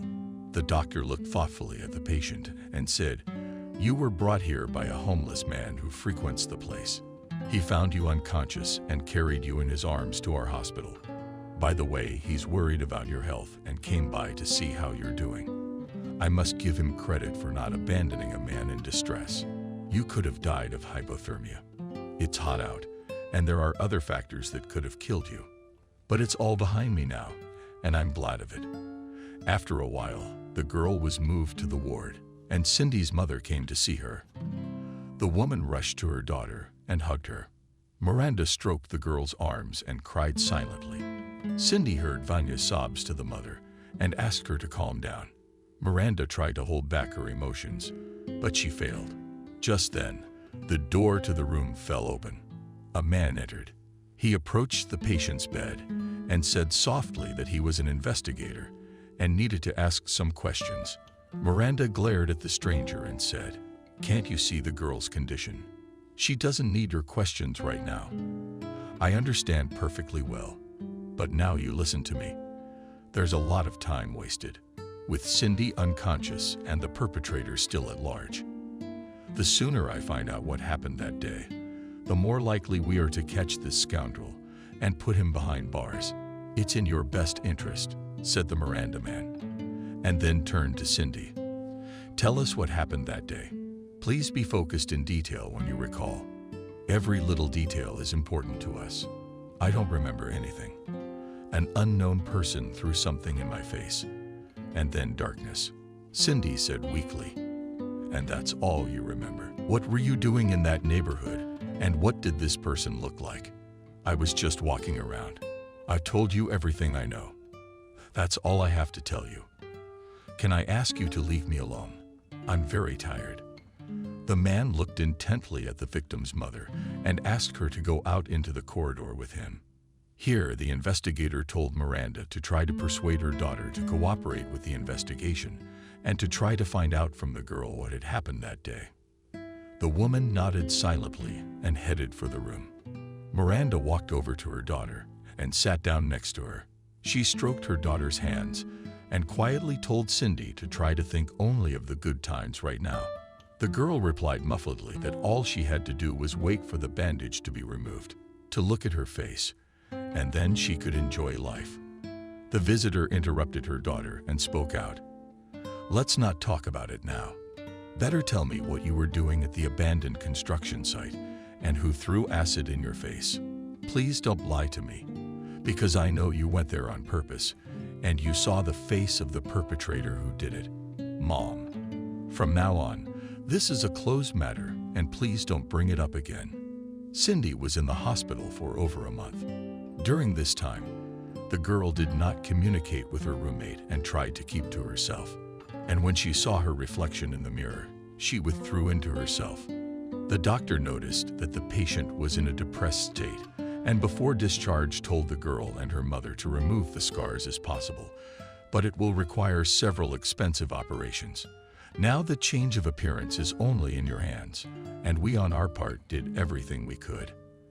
After being discharged from the hospital, Cindy quit her job, and she also changed her SIM card number. Miranda could not understand why her daughter had done this and asked her directly about it.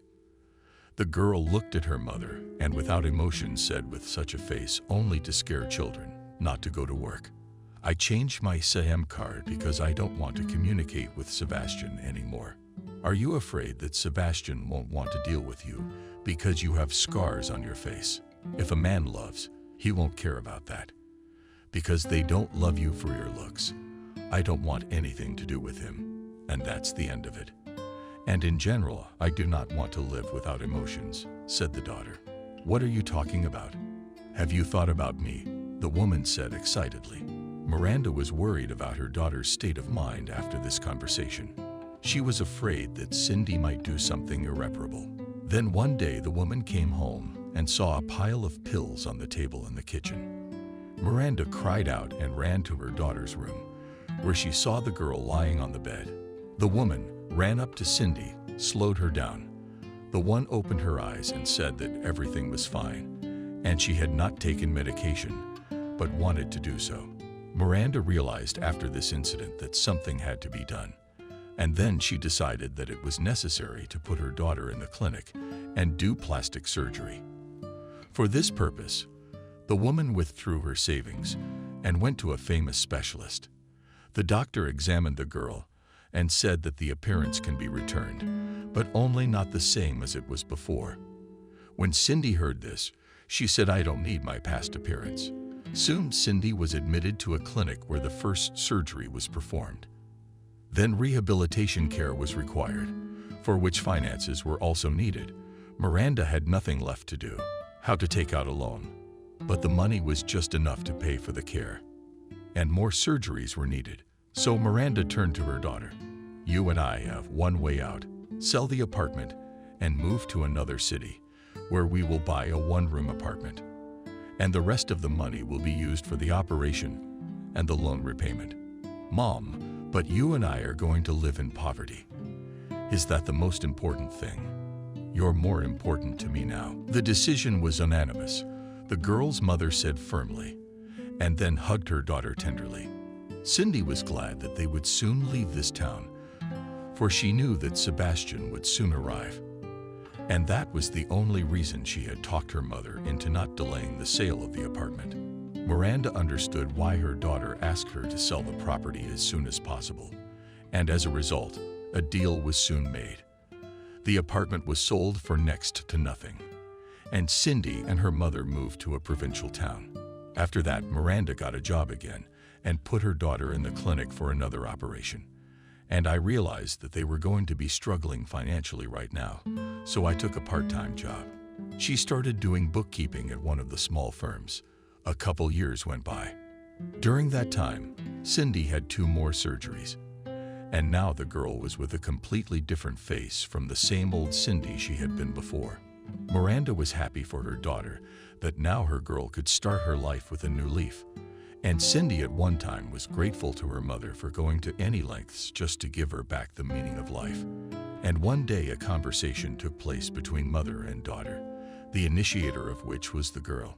"Mammy, tell me, you do not regret anything that, for example, left the megalopolis in this backwoods just to give me back my face? That's silly. That's my girl. If I had to make another decision, I'd do the same thing. When you're a mom, you'll understand. Maybe I will someday."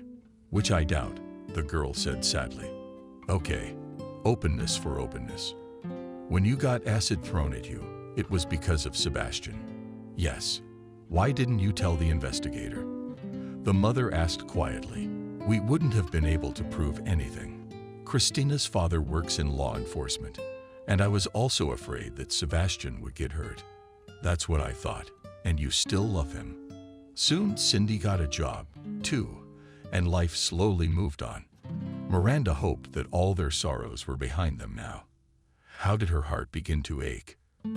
Doctors immediately said that it was necessary to quit one job, as it was an additional load on the main organ of life.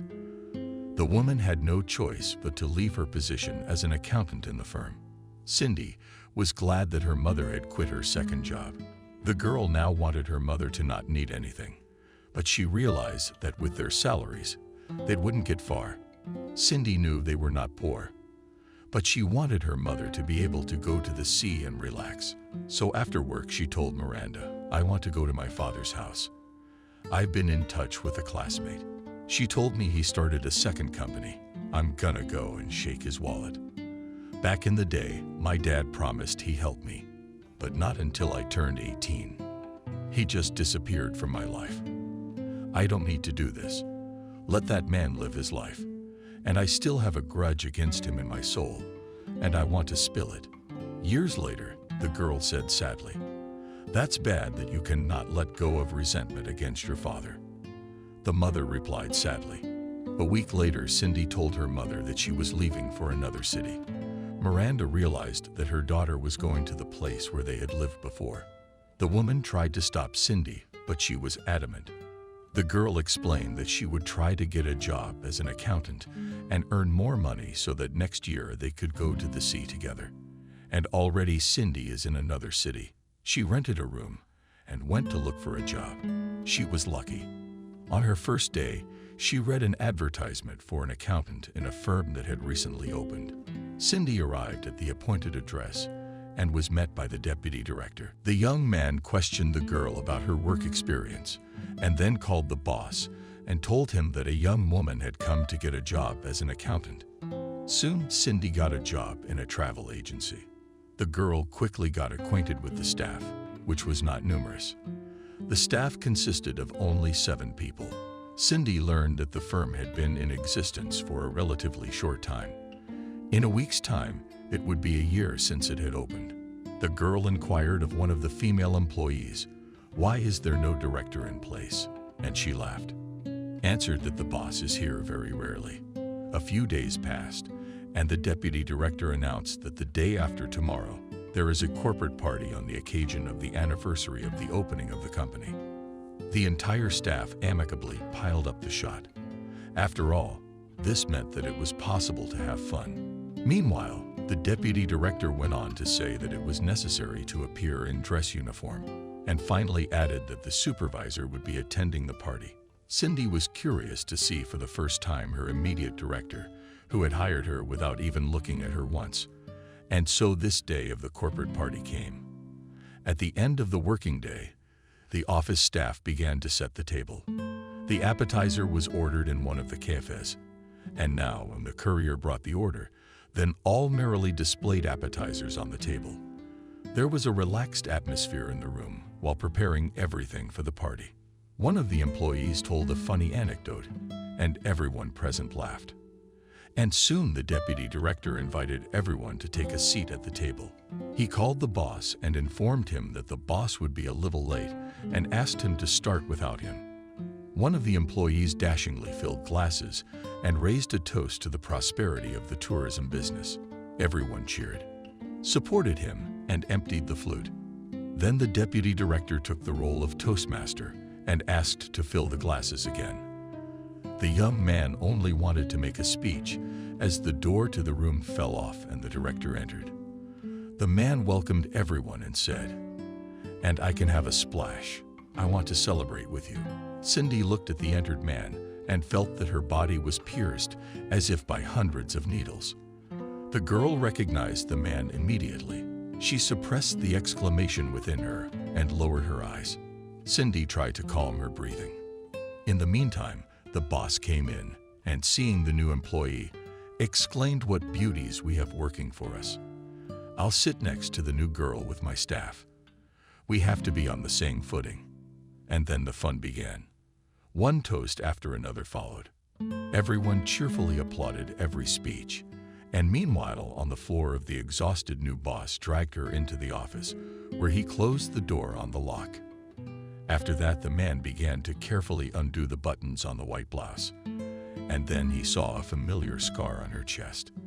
The owner of the office was confused. He had seen such a scar in the form of a triangle only on one girl.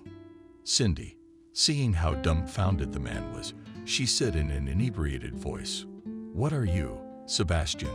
He stopped. "Go on." Cindy, "Well, it's impossible. I've been looking all over for you. I can see how I've looked. Now I can only see that you are late female employees and then dragged to your office to have fun." With a grin, said the girl. Then she lowered her head and fell asleep. The girl woke up on the couch. She threw the blanket and saw that she was wearing the same clothes that she had worn at the corporate party. The girl looked around and immediately recognized the setting. This was Sebastian's apartment. Cindy tried to get up, but immediately felt her head split in two. She groaned involuntarily and closed her eyes, and at the same moment she caught the smell of fresh emergency coffee. The girl opened her eyes again and saw Sebastian in front of her, who was holding her nose. The young man walked over and knelt down in front of the guest. And then the man handed the girl a cup of coffee and offered to bolster her strength. The girl refused the huge drink and asked for a glass of plain water. Hearing Cindy's request, Sebastian laughed and said that yesterday she had too much to drink. This statement made the girl angry, and the guest said, "Didn't you pour me some water yesterday? You greased his face and his tail," and fanning his tail. "I won't deny it, but I've lost myself. I'm a man, and I'm not a stranger to humanity. If you were with me, I wouldn't need any woman. Now tell me what happened. Although I know what happened, I'm interested in something else. Why haven't you been in touch with me? How do you know what happened that day? Did you stop answering me? Your number was out of range. As soon as I arrived, I went straight to your place. But there were new tenants. I went to the neighbors, who told me someone threw acid in your face. And then you and your mom, in a hurry, sold the apartment and moved out. It wasn't hard to find out who the perpetrator was. I went straight to my wife, and she confessed. She thought I was going to live with her after that, but I filed for divorce. That's my whole story. And now it's your turn. Do you remember my question? What's your answer? I didn't want to live then. You should have seen me at that moment. People looked away from me in horror. You can't imagine how hard it was to bear. And then my mom decided she was going to do whatever it took to make sure I could move on. So she sold the apartment. And with the money, I had several plastic surgeries. You joined my firm on purpose. No, I didn't even know you owned the firm. I just came to earn money here because the salary is higher than in our provincial town. When I saw you, I was stunned. I was really shocked at that moment. And when you started calling me again, I hated you. I mean, your wife said you were a womanizer. And now it's kind of true. Christina always had a way of slandering me. I only cheated on her twice during my marriage. One time was when I was drunk. And the second time, you already know that you and I were intimate. I told you before that I've been without a woman's affection for a long time. Now tell me, what should we do with you? I've been thinking about you all this time. I could have started a family many times, but I didn't. Somewhere subconsciously, I was waiting to meet you. Cindy listened to Sebastian in silence. She could see that at this moment, the man was speaking sincerely. The young woman sat down on the couch and took Sebastian's head with her hands, held it out to her, and then kissed him on the lips. The girl didn't care about anything right now. She wanted to be in the arms of this man. And in a few minutes, the couple lay in each other's arms. They enjoyed the passion that possessed them, and only after a while were able to tear themselves away from each other. Young people lay and breathed heavily. And then Sebastian embraced the woman, and looking into her eyes, asked, "Will you marry me?" "I guess I don't know." Laughing, the girl said, "Oh, that's how you are. I'm seriously proposing marriage to her." And she's laughing. "Now I will bite you everywhere with deliberate seriousness," said the man, and began to shower his beloved with tender kisses. Afterwards, the couple had a long talk with each other. Cindy learned that Sebastian, after the divorce, took a loan and organized a travel agency where he is very rarely, since there is still his main job. He said that he had taken a job teaching French at a university. The young people would still talk for a long time, but then Cindy's phone rang. The girl answered it as she heard the voice of Sebastian's deputy, who sternly pronounced that she was late for work.